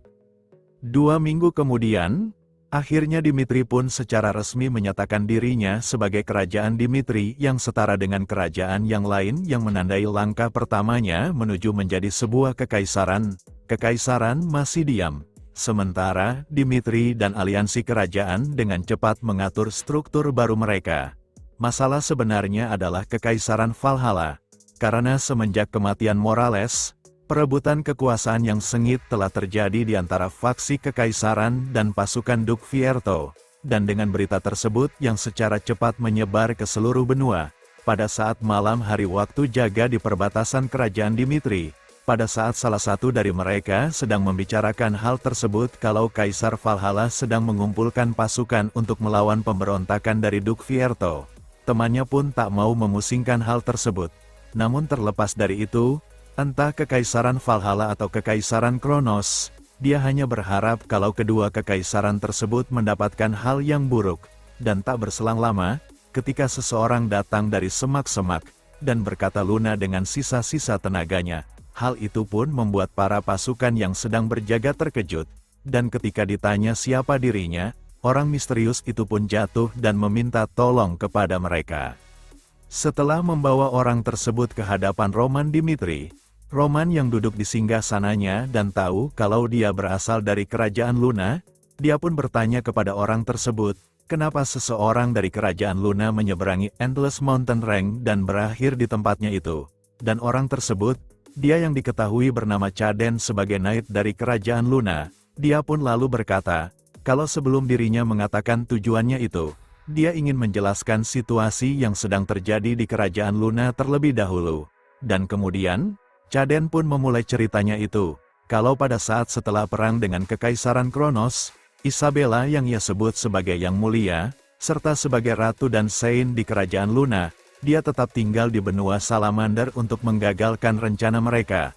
Namun pada saat 3 bulan yang lalu, Chaden berkata kalau kontak hubungan dengan ratunya itu telah terputus. Dan sejak itulah, Divine Power yang melindungi kerajaan perlahan mulai menghilang. Dan diketahui kalau Divine Power Isabel adalah satu-satunya kehangatan yang membuat Arkadi yang beku tetap hidup. Saat ini yang cahayanya mulai memudar. Chaden berkata kalau kerajaan itu pasti akan runtuh dan tidak mampu menahan hawa dingin dari tempat tersebut. Dan karena hal itu, Chaden pun lalu sujud kepada Roman untuk meminta tolong, agar Roman bisa menemukan ratunya itu yang telah hilang semenjak 3 bulan yang lalu.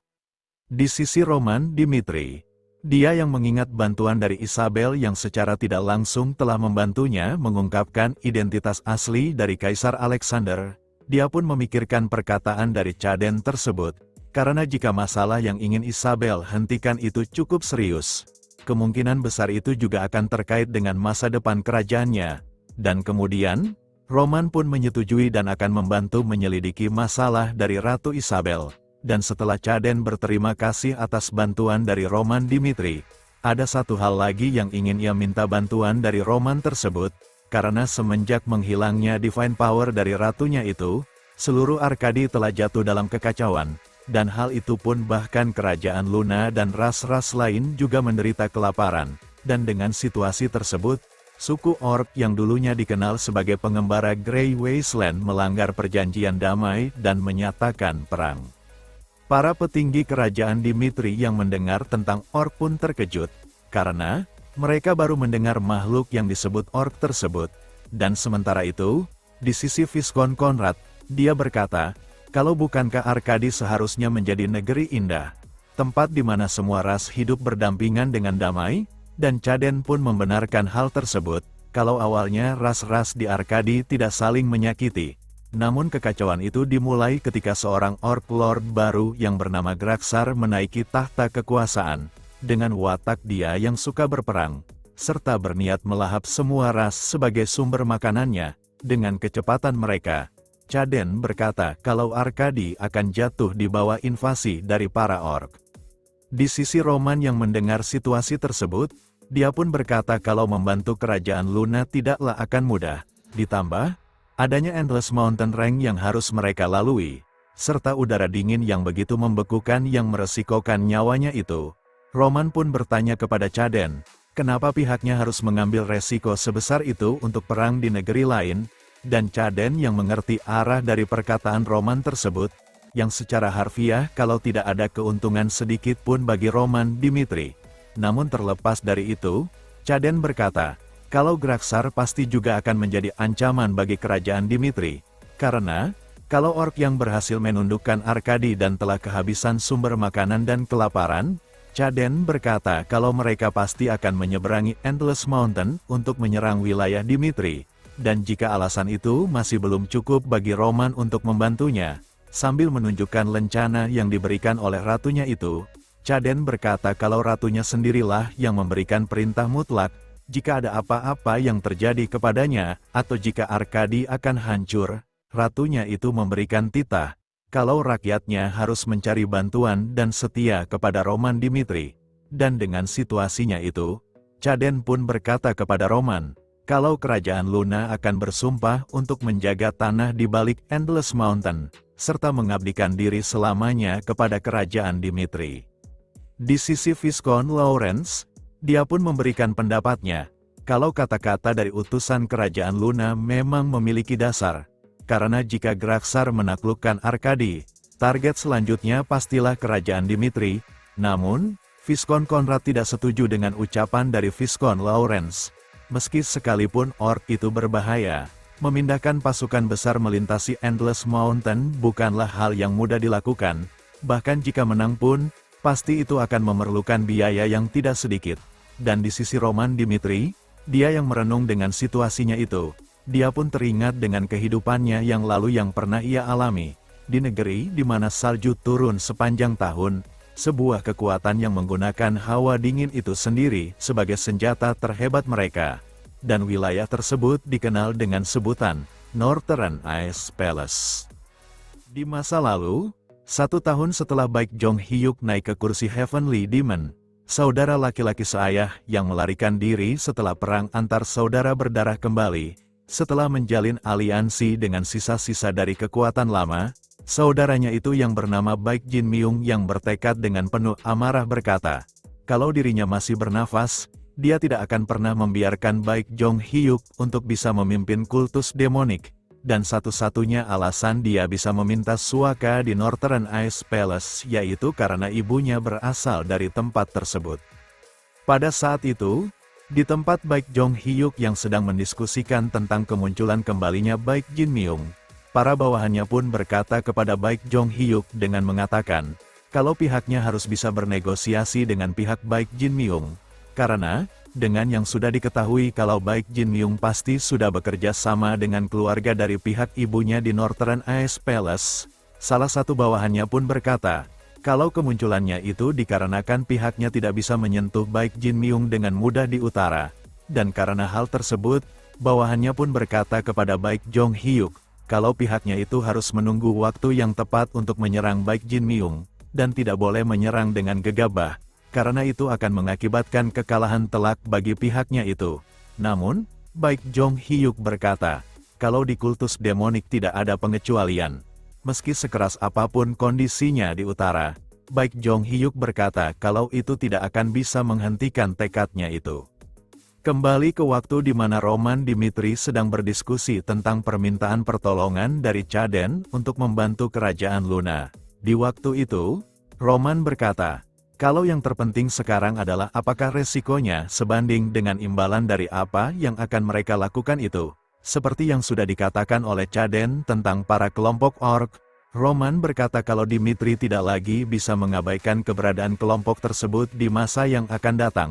Namun meski begitu, pihaknya tidak perlu mengambil resiko yang tidak perlu. Dan karena hal tersebut, Roman pun berkata kalau pihaknya akan bergerak dengan syarat-syarat yang sudah ia tentukan. Di antaranya, pertama, sebagai bantuan untuk membantu kerajaan Luna, mereka akan menjadi kerajaan vasal kerajaan Dimitri. Lalu yang kedua, kecuali ditemukan cara untuk menyeberangi Endless Mountain Range dalam waktu yang singkat, pihaknya akan menolak permintaan tersebut. Dan karena persyaratannya itu, Roman pun bertanya kepada Felix, jika menggunakan teleport scroll, berapa banyak orang yang bisa ia pindahkan sekaligus? Dan Felix pun berkata, dengan melihat teknologi yang mereka miliki saat ini, batas yang ia bisa pindahkan sekitar 30 orang saja. Dan setelah mengetahui hal tersebut, Roman pun lalu mengatakan syarat yang ketiga sekaligus syarat terakhir, kalau yang bisa dikirim ke wilayah Arkadi untuk membantu wilayah tersebut hanya bisa 30 orang saja termasuk dirinya. Di sisi Chaden, dia yang mendengar itu pun kalau yang bisa Roman kirimkan pasukannya untuk membantu Arkadi hanya 30 orang saja. Dia pun merasa pesimis. Namun dengan perkataan Isabel yang ia ingat tentang Roman yang dianggap sebagai sosok yang melampaui batasan manusia, bahkan hanya jika Roman cuman bisa mengalahkan si Graksar saja, Chaden berkata dalam hatinya, kalau hal tersebut sudah layak dan sangat membantu bagi Arkadi. Dan kemudian, Chaden pun berterima kasih kepada Roman Dimitri, karena dia telah bersedia untuk membantu wilayah Arkadi. Di sisi Roman, dia pun lalu meminta Chaden untuk menjelaskan bagaimana mereka akan mencapai kerajaan Luna serta apa rencana yang akan mereka terapkan. Dan Chaden pun berkata, kalau pihaknya yang sudah mengatur koordinat sekali pakai pada rute di pegunungan, jika Roman dan pasukannya mengikuti koordinat itu, Chaden berkata kalau mereka akan mencapai wilayah Arkadi dalam waktu 1 minggu saja. Namun, karena suhu di tempat tersebut sangatlah dingin dan melebihi imajinasi, Roman dan pasukannya harus beradaptasi dengan es menggunakan potion khusus buatan kerajaan Luna. Dan setelah itu, Chaden berkata kalau Roman dan pasukannya harus menghabiskan seminggu belajar cara bertahan hidup di salju sebelum menyerang anomali yang ada di tempat tersebut. Namun, Roman dengan tegas berkata kepada Chaden, kalau itu tidak perlu. Meski, Chaden berkata kalau suhu dingin di Arkadi sangatlah berbahaya yang bahkan bisa membekukan aura seorang swordsman, Roman dengan tegas berkata kalau dirinya hanya akan memastikan agar pasukannya sudah benar-benar siap, dan akan berangkat dalam seminggu sesuai dengan rencana awalnya, dan Chaden yang tak bisa membantah perkataan Roman tersebut, akhirnya dia pun mematuhi apa yang dikatakan Roman itu, serta menyampaikan, kalau pihak Roman membutuhkan sesuatu hal dari dirinya, Chaden berkata kalau Roman tidak perlu ragu untuk memanggilnya. Di sisi lain, di kerajaan Luna, Chaden yang memberikan informasi tentang kerajaan Dimitri yang akan membantu wilayah Arkadi kepada seseorang yang berada di kerajaan Luna. Orang tersebut yang diketahui dia bernama Sebastian sekaligus sebagai High Priest dari tempat tersebut. Meski menyayangkan kalau bantuan yang dikirimkan pihak Dimitri hanya 30 pasukan saja. Tapi karena pihak Dimitri dengan sukarela mengambil resiko yang begitu besar untuk membantu wilayah Arkadi, dia merasa bersyukur kalau masih ada bantuan bagi wilayahnya itu.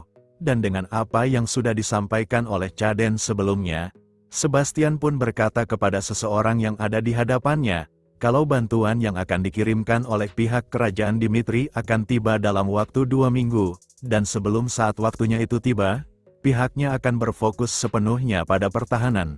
Namun, pria yang ada di hadapannya berkata kepada Sebastian, kalau pasukan kecil yang akan dikirimkan oleh kerajaan Dimitri itu tentunya tidak akan bisa bertahan melawan puluhan orc, dan mengingat situasi yang sedang mereka alami, Pria tersebut berkata kalau kerajaan Luna tidak memiliki pilihan selain bertindak, dan diketahui, dia adalah Jairo, yang dikenal sebagai Swordsman of the Snowfield. Jairo pun berkata, mereka tidak bisa dengan mudah menyerahkan seluruh nasib kerajaan Luna kepada pihak kerajaan Dimitri, dengan satu-satunya kerajaan manusia di wilayah Arkadi, negara yang melindungi tanahnya selama beberapa generasi.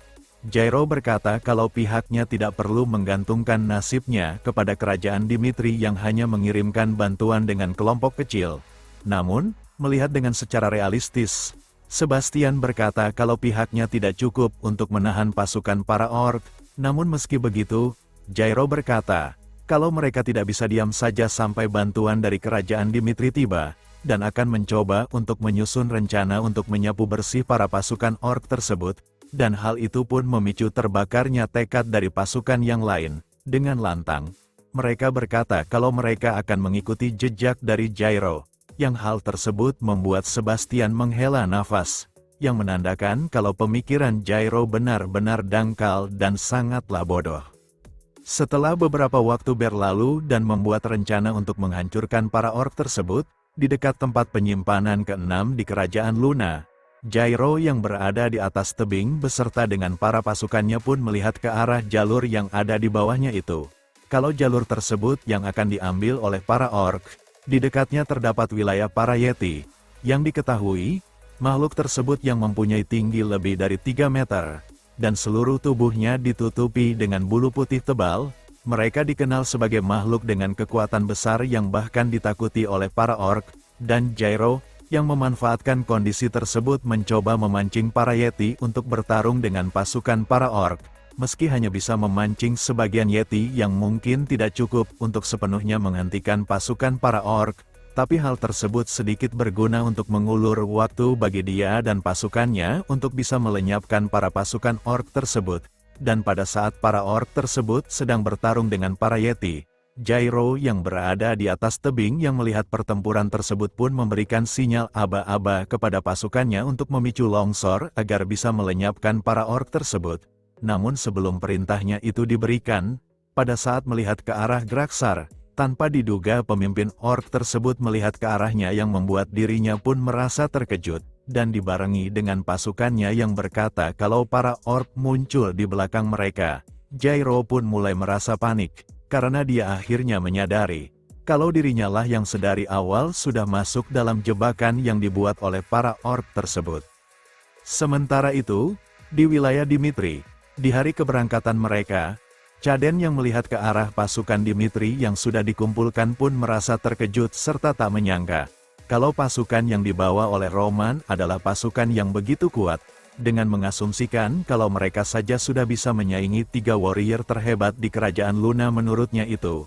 Dan diketahui 3 swordsman yang mewakili kerajaan Luna tersebut antara lain adalah Leo sebagai komandan Royal Knight, Jairo sebagai swordsman of the Snowfield serta dirinya, yang dikenal sebagai White Flying Squirrel.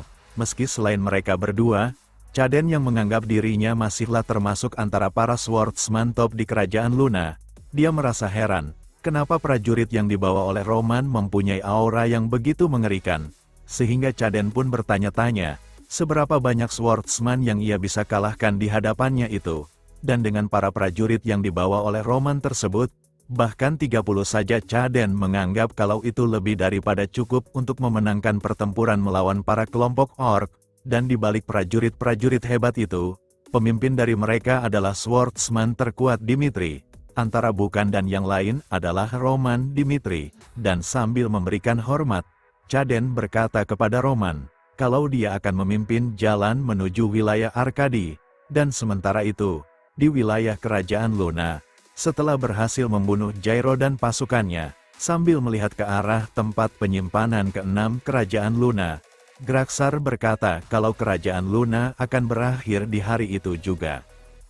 Sementara itu, di sisi Roman yang sedang dalam perjalanan menuju kerajaan Luna, Caden yang memimpin dalam perjalanan tersebut pun merasa terkejut, karena Roman dan pasukannya bisa bergerak tanpa hambatan di cuaca bersalju meski mereka baru pertama kali, dan seiring melihat pergerakan mereka, Caden pun merasa heran, Kenapa Roman bisa menggunakan pergerakan teknik yang digunakan di Arkadi, meskipun dirinya tidak pernah sama sekali mengajari Roman dan pasukannya untuk berlari di daerah bersalju, sehingga Chaden pun bertanya-tanya, apakah Roman mengetahui teknik tersebut dari awal?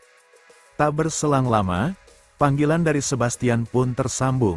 Di waktu tersebut, Sebastian memberikan informasi dari Kerajaan Luna, kalau situasi yang mereka alami sangatlah tidak baik, karena semenjak Jairo memimpin pasukannya menuju serangan kejutan dan malah masuk ke dalam jebakan dan disapu bersih oleh pasukan orc yang dipimpin oleh Graxar, Sebastian berkata kalau situasi mereka benar-benar tidak bisa diprediksi, dan sementara itu, untuk pasukan orc yang dipimpin oleh Graxar yang berjalan lurus menuju benteng Kerajaan Luna, jika itu terus begitu, Sebastian berkata kalau serangan yang dilancarkan oleh mereka mungkin akan dimulai bahkan sebelum Chaden dan Roman tiba di kerajaan mereka. Dan dengan situasi tersebut, Chaden yang merasa kesal kepada Jairo yang tidak bisa diajak kompromi bahkan untuk bertahan selama 2 minggu lamanya. Chaden pun mengingatkan kembali Sebastian untuk bertahan sebisa mereka. Serta dia pun berjanji, kalau Chaden akan secepat mungkin agar dia dan Roman serta pasukannya bisa sampai di Kerajaan Luna. Dengan situasinya yang mulai tidak bisa diprediksi yang dialami oleh Kerajaan Luna, Chaden yang merasa khawatir tentang hal tersebut pun lalu berkata kepada Roman, kalau jarak menuju benteng Kerajaan Luna jaraknya sekitar sehari penuh untuk mereka sampai di tempat tersebut, Chaden meminta kepada Roman, kalau mereka akan bergerak dalam kecepatan penuh agar bisa menghemat waktu, dan dengan ia yang akan memandu Roman dan pasukannya melalui rute terpendek, agar bisa menghemat waktu. Jika di dalam perjalanan tersebut Roman dan pasukannya merasa kesulitan untuk mengimbanginya, Chaden meminta Roman untuk jangan sungkan untuk memanggil dirinya itu. Namun seiring berjalannya waktu di dalam perjalanan tersebut, Chaden pun merasa terkejut, karena Roman dengan santainya bisa mengikuti kecepatannya tanpa hambatan sama sekali. Bahkan dengan keterampilannya, Roman bahkan tidak meninggalkan jejak kakinya dalam perjalanan tersebut. Dan jika situasinya seperti itu, Chaden dengan yakin kalau mereka bisa sampai sebelum hari itu berakhir. Tak berselang lama, panggilan dari Sebastian pun tersambung kembali, dan di dalam panggilan tersebut, Sebastian yang terdengar panik pun berkata kepada Chaden, kalau musuh yang dipimpin oleh Graxar sudah mulai terlihat, dan dengan situasinya itu, Sebastian pun berkata kepada Chaden, kalau mereka akan bertarung dengan mempertaruhkan nyawa mereka. Dan ketika Chaden mengatakan kalau dia dan rombongan Roman akan segera tiba di Kerajaan Luna, Sebastian berkata kalau musuh telah mengganggu magic communication mereka dan tidak akan bisa menggunakannya lagi. Dan sebelum hal itu terjadi, Sebastian pun meminta maaf kepada Chaden, kemudian meminta Chaden untuk meninggalkan tempat tersebut, agar setidaknya, Chaden bisa tetap hidup dan menjalani hidup lebih baik. Sementara itu, di pertarungan antara Kerajaan Luna dan pasukan orc yang dipimpin oleh Graxar, pasukan orc pun mendominasi dalam peperangan tersebut, dan salah satu prajurit Kerajaan Luna yang terlihat sedang memberikan informasi tentang Kerajaan Luna yang mendapatkan bantuan dari Kerajaan Dimitri yang dipimpin oleh Roman yang membawa pasukan sebanyak 30 orang, serta tindakan tuannya Jairo yang berusaha mengubah arus peperangan sendirian dengan memasang jebakan. Prajurit tersebut berkata kalau hanya itu saja yang ia ketahui tentang situasi Kerajaan Luna, dan dengan apa yang sudah ia berikan tersebut, prajurit itu pun meminta ampunan kepada Graxar untuk nyawanya tersebut, dan jika masih tidak bisa, setelah melihat kengerian penyiksaan yang dialami oleh rekan-rekannya itu, prajurit itu meminta agar ia bisa mati secepat mungkin tanpa ada penyiksaan terlebih dahulu, dan di sisi Graxar, dia yang merasa asing dengan nama tersebut serta merasa diremehkan karena bantuan yang dibawa oleh Roman hanya 30 orang prajurit saja. Dia pun lalu bertanya kepada bawahannya yang bernama Carlot tentang keadaan benteng Kerajaan Luna, dan Carlot pun berkata, kalau Divine Barrier yang terdapat di benteng Kerajaan Luna sudah berada di ambang keruntuhan, dan dengan situasi tersebut, Graxar pun berkata, kalau dia akan turun langsung, dan kemudian, dia pun keluar dari kabinnya, lalu mengangkat tangannya dan berkata kepada pasukan orc-nya itu, untuk mereka mengikutinya menyerang benteng Kerajaan Luna. Di sisi lain di benteng kerajaan Luna, seorang prajurit yang melihat pergerakan Graksar pun menginfokan hal tersebut dengan ucapan lantangnya. Dan di sisi Graksar, dia yang berjalan membawa pedang besarnya sambil mengeluarkan aura dari tubuhnya itu. Sebastian yang melihat hal itu pun lalu memberikan instruksi kepada prajurit Luna untuk mempertahankan posisi mereka, dan sementara untuk para priest, mereka diberikan instruksi untuk menyalurkan Divine Power untuk membentuk sebuah penghalang kuat. Namun, Graksar yang melihat tindakan tersebut, setelah para priest menggunakan skill Bless untuk menciptakan sebuah barrier, Graksar dengan satu ayunan sword auranya yang kuat yang menghantam barrier tersebut, hal itu pun mengakibatkan retakan yang begitu besar. Dan meski Sebastian mencoba sekuat tenaga untuk memperkuat kembali barrier yang ia dan teman-temannya ciptakan, Graksar yang melompat untuk menghancurkan barrier tersebut. Sebelum serangan itu dilancarkan, Graksar berkata kepada Sebastian, kalau tanpa ratu mereka Isabel, Sebastian takkan bisa menghentikannya. Dan itulah akhir dari perjuangan Sebastian. Dan dengan runtuhnya benteng kerajaan Luna tersebut, pemukiman warga tersebut pun hancur dan dibakar oleh pasukan orc yang dipimpin oleh Graksar. Setelah kehancuran benteng kerajaan Luna, di atas benteng tersebut, seorang prajurit kerajaan Luna pun meminta ampunan bagi nyawanya kepada Carlotte, dan Carlotte yang merasa terganggu oleh prajurit tersebut pun meminta dia untuk jangan berisik. Dan karena prajurit tersebut tidak dibunuh seperti prajurit-prajurit kerajaan Luna yang lain, ada sesuatu hal yang ingin ia lakukan kepada prajurit kerajaan Luna tersebut, dan tak berselang lama, salah satu orc yang melihat pergerakan dari jauh pun lalu menginfokan hal itu kepada Carlotte sebagai pemimpin pasukan mereka. Dan Carlotte, dia yang tahu kalau itu adalah kelompok yang dipimpin oleh seseorang yang bernama Roman seperti yang dikatakan oleh prajurit kerajaan Luna sebelumnya. Dia pun lalu berkata kepada prajurit kerajaan Luna itu untuk berpura-pura, untuk bersikap seakan-akan benteng tersebut belum tumbang dan menyuruhnya untuk memancing pasukan yang dipimpin oleh Roman sedekat mungkin ke benteng tersebut. Dan jika perintahnya itu bisa ia lakukan, Carlotte berkata kepada prajurit kerajaan Luna tersebut, kalau dia akan mengampuninya serta keluarganya itu. Dan dengan situasinya itu, karena demi keluarganya, dia pun akhirnya mematuhi perintah dari Carlotte tersebut, dan dengan seperti tidak terjadi apa-apa, sementara Carlotte menunggu di belakangnya dengan penyamarannya menggunakan sebuah jubah. Prajurit itu yang tak bisa berbuat apa-apa pun lalu berkata lantang dan menghentikan Roman dan pasukannya, dengan dalih kalau kerajaan Luna tidak bisa dimasuki oleh sembarangan orang. Prajurit itu pun meminta Roman untuk memperkenalkan dirinya terlebih dahulu, agar ia bisa masuk ke kerajaan Luna tanpa ada masalah sedikitpun. Di sisi Roman, setelah mendengar perkataan dari prajurit kerajaan Luna tersebut, dia pun dengan lantang memperkenalkan dirinya, kalau dia adalah orang yang dimintai bantuan oleh kerajaan Luna dari wilayah Dimitri. Dan atas permintaan tersebut, Roman berkata kalau dia akan membantu menyelamatkan kerajaan Luna. Lalu, prajurit itu yang melihat Roman datang hanya bertiga saja. Sementara para petingginya berkata kalau Roman datang membawa 30 pasukannya, dia pun bertanya, kenapa Roman datang hanya bertiga saja? Dan prajurit itu yang tak melihat caden di antara mereka, dia pun mempertanyakan keberadaannya itu kepada Roman, selagi para orc yang berada di belakangnya terus memantau pergerakan mereka. Di sisi Roman, dia yang menarik pedang dan menghunuskan pedangnya sambil memperlihatkan lencana dari Ratu Isabel. Dia berkata kepada prajurit tersebut serta para penduduk yang sedang mendengarkan perkataannya itu, kalau di detik itu juga, kerajaan Luna sudah berada di bawah perlindungan kerajaan Dimitri, dan dimulai di saat itu, mereka harus mengikuti perintahnya itu, dan jika mereka bersumpah setia kepadanya, Roman berjanji, kalau dia tidak akan meninggalkan atau membuang mereka, dengan apa yang ia miliki. Roman berkata kalau dia akan bertarung sampai akhir demi mereka yang akan mengikutinya dan akan menyelamatkan mereka semua. Dan di sisi Carlotte, dia yang merasa situasi tidak sesuai dengan keinginannya itu, dia pun langsung memerintahkan bawahannya untuk menyerang Roman Dimitri.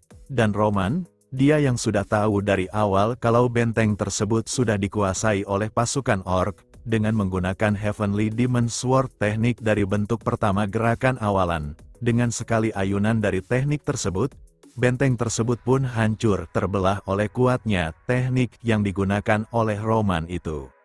Setelah berhasil menghancurkan tembok dari benteng tersebut, Roman lalu memberikan perintah kepada Chris dan Kevin dengan mengatakan, bahkan jika mereka menyelamatkan tawanan, keselamatan mereka akan sulit untuk terjamin dalam upaya tersebut, dan untuk bisa melakukan penyelamatan itu, Roman berkata kepada mereka, kalau tujuan mereka hanya sederhana saja, bunuh setiap musuh yang ada di hadapan mereka itu, dan dengan perintah mutlak dari tuannya itu, Chris dan Kevin pun serentak berkata, siap. Diketahui, kenapa Roman datang hanya bertiga saja. Di beberapa waktu sebelumnya saat Chaden mendapatkan panggilan terakhir dari Sebastian, dia berkata kepada Roman, kalau tampaknya, benteng kerajaan Luna telah runtuh dan diambil alih oleh pasukan orc yang dipimpin oleh Graxar. Dan karena ia anggap kalau sudah tidak ada harapan lagi bagi kerajaannya itu, dengan berat hati, dia berkata kepada Roman kalau dia tidak akan meminta Roman dan pasukannya tetap di wilayah Arkadi, meski dia bersyukur karena Roman sudah bersedia membantu kerajaannya dan bersusah payah sampai di wilayah Arkadi. Dengan rasa hormatnya, Chaden sangat-sangat berterima kasih sekaligus meminta maaf, karena ia tidak bisa membalas kebaikan dari Roman tersebut. Dan pada saat Chaden sedang merenung dan berkata dalam hatinya, kalau dia tidak bisa meminta orang dari negara lain untuk bertarung sampai akhir demi ia dan penduduk kerajaan Luna, pada saat dia berpikir kalau dia harus pergi seorang diri dan harus berpisah demi keselamatan Roman dan pasukannya, di sisi Roman, dia berkata kepada Chaden, kalau dari saat Dimitri membuat kontrak dengan kerajaan Luna, Roman berkata kalau kerajaan Luna sudah menjadi kerajaan vasal dari Dimitri. Dan karena hal tersebut, Roman berkata kepada Chaden, kalau orang yang menentukan takdir dari vasal tersebut bukan dirinya, melainkan Roman sendirilah yang berhak menentukan hal tersebut. Dan karena hal itu, Roman pun lalu meminta Chaden untuk memberitahukan semua yang ia ketahui mengenai benteng tersebut kepadanya itu.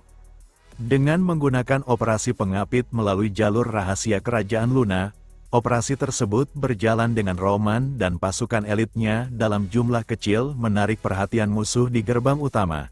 Sementara pasukan yang tersisa menyusup melalui jalur rahasia, mengutamakan penyelamatan para tawanan di atas segalanya. Dan di waktu tersebut, pada saat mereka bergerak dengan dipimpin oleh Chaden dengan misi penyelamatan para sandera, Chaden bertanya kepada McBurney, apakah dirinya percaya kalau misi tersebut akan berhasil? Dan McBurney pun dengan percaya dia berkata, kalau tanpa perlu diragukan lagi, misi tersebut pasti akan benar-benar berhasil. Dan di sisi Chaden, dia yang melihat para bawahan Roman yang begitu setia, dengan komandannya yang menjadi inspirasi mereka dan menciptakan kesetiaan tak tergoyahkan. Chaden yang melihat itu pun merasa iri, karena hal tersebutlah yang dibutuhkan oleh Luna sebagai pemimpin dari kerajaannya itu, dan dengan menjadi vasal dari kerajaan Dimitri.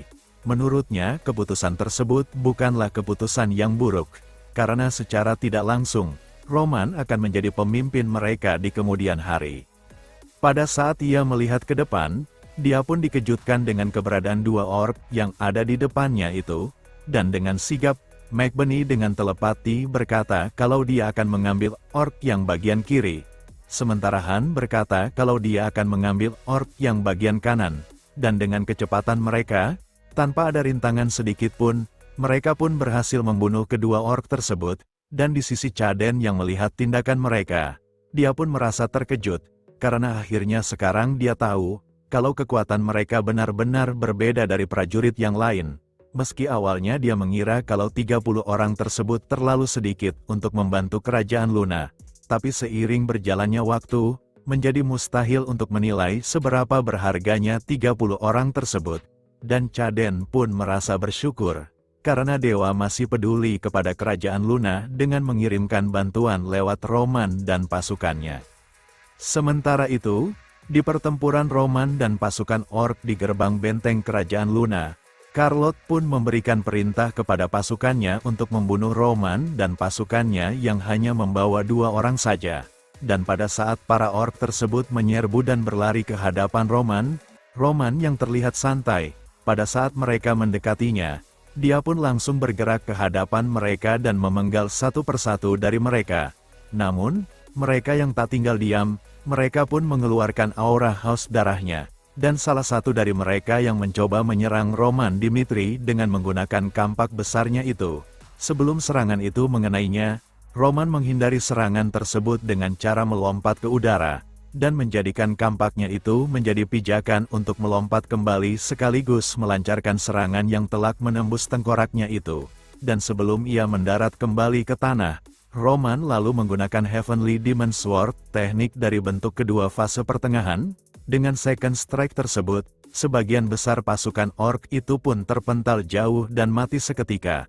Dan hal itu pun membuat para orc yang lain mulai merasa panik, karena dengan kekuatan yang diperlihatkan oleh Roman yang menimbulkan kerusakan yang cukup parah di sekitarnya itu. Hal itu pun membuat mereka mulai merasa ragu untuk melawan Roman Dimitri. Dalam keadaan yang mulai berbalik, saat pembantaian yang dilakukan oleh Roman serta Chris dan Kevin, di sisi Charlotte, dia yang diberitahu oleh bawahannya kalau situasi mereka mulai memburuk ditambah musuh yang lain datang di arah belakang mereka, Charlotte pun mulai merasa panik, karena kalau pasukan yang baru datang tersebut sama berada di level Roman dan kedua bawahannya itu, Charlotte meyakini kalau situasi yang akan mereka dapatkan akan sangatlah berbahaya. Karena meski ia membawa 10.000 pasukan yang ditinggalkan tuannya Graxar, mereka benar-benar tidak bisa berbuat banyak melawan Roman dan pasukannya itu. Dan karena hal tersebut, Charlotte pun memberikan perintah kepada Saman yang ia bawa untuk memberikan ritual kepada para pasukan orc, dan setelah Saman tersebut merapalkan sebuah ritual kepada para pasukan orc tersebut pun lalu mendapatkan skill Forbidden Sorcery Berserker, sehingga mereka pun mendapatkan kekuatan yang begitu besar, sekaligus membuat mereka yang terluka fatal bisa bangkit dan bertarung kembali. Seperti salah satu dari mereka yang mencoba menyerang Kevin dari belakang, dengan cara melemparkan kampak besarnya itu yang langsung melesat ke arah kepalanya. Pada saat serangan dari salah satu orc tersebut akan mengenai kepalanya, di sisi Chris, dia yang menyadari hal tersebut pun langsung bergerak cepat dan menghalau serangan itu kemudian berkata kepada Kevin, kalau dia harus tetap siaga dan jangan pernah lengah sedikit pun. Dan karena ucapan Chris tersebut, dia yang merasa terus tertinggal dari Chris pun langsung mengeluarkan auranya dan bergerak ke arah orc yang menyerangnya.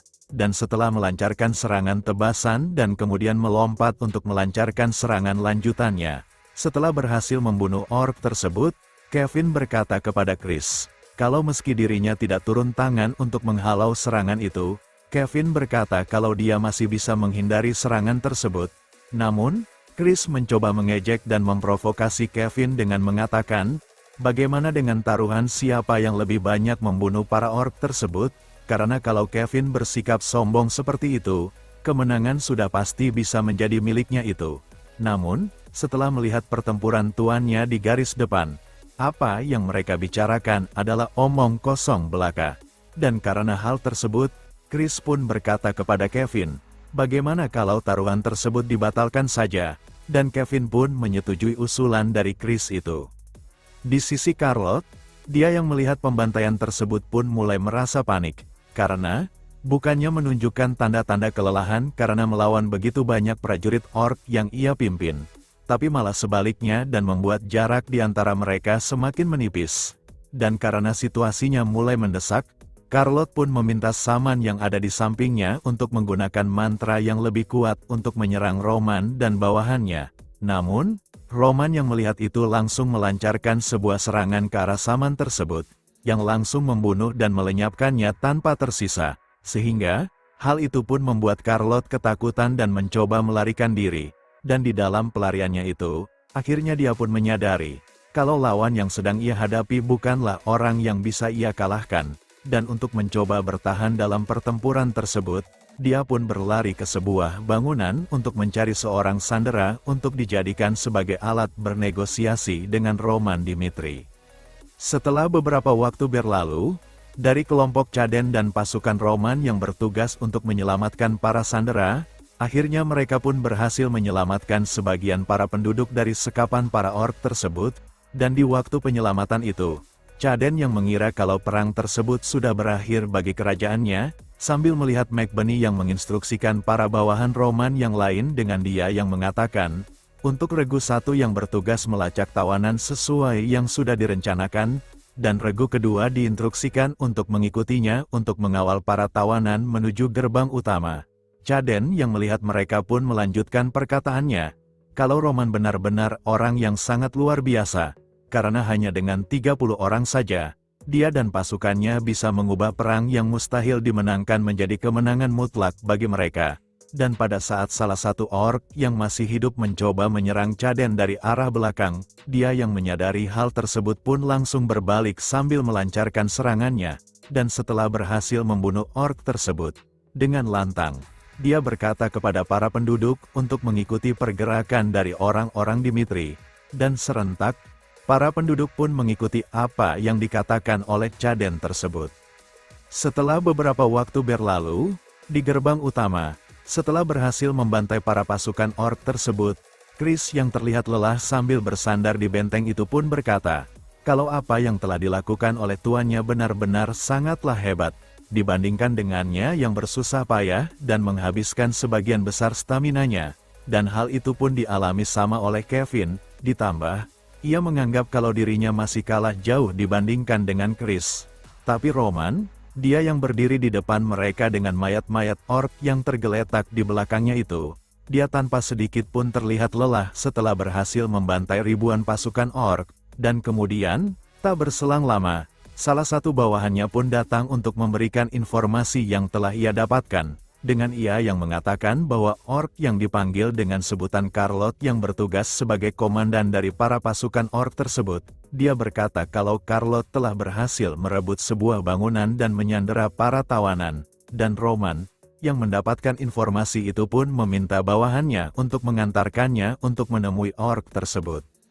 Setelah pergi ke tempat Carlot berada, Carlot yang keluar bangunan sambil menyandera salah satu penduduk dibarengi dengan ia yang memegang sebuah magic bomb. Dia berkata kepada Roman, jika pihaknya tidak memenuhi tuntutan yang ia inginkan, Carlot berkata kalau dia akan mengaktifkan magic bomb tersebut untuk membunuh seluruh tawanan yang ada di bangunan di belakangnya itu. Dan dengan tuntutannya, dalam kurun waktu 10 menit pihak Roman harus menjamin nyawanya dan membiarkannya pergi dari tempat tersebut. Carlot yang menganggap kalau kaum manusia adalah makhluk yang lemah, karena ia anggap kalau mereka adalah makhluk yang terlalu terikat dengan jenis mereka sendiri. Dengan rencana yang ia anggap sudah pasti berhasil untuk menyelamatkan nyawanya itu, tanpa diduga, Roman sambil menenteng pedangnya berkata, kalau Carlot sudah salah membuat kesepakatan dengannya.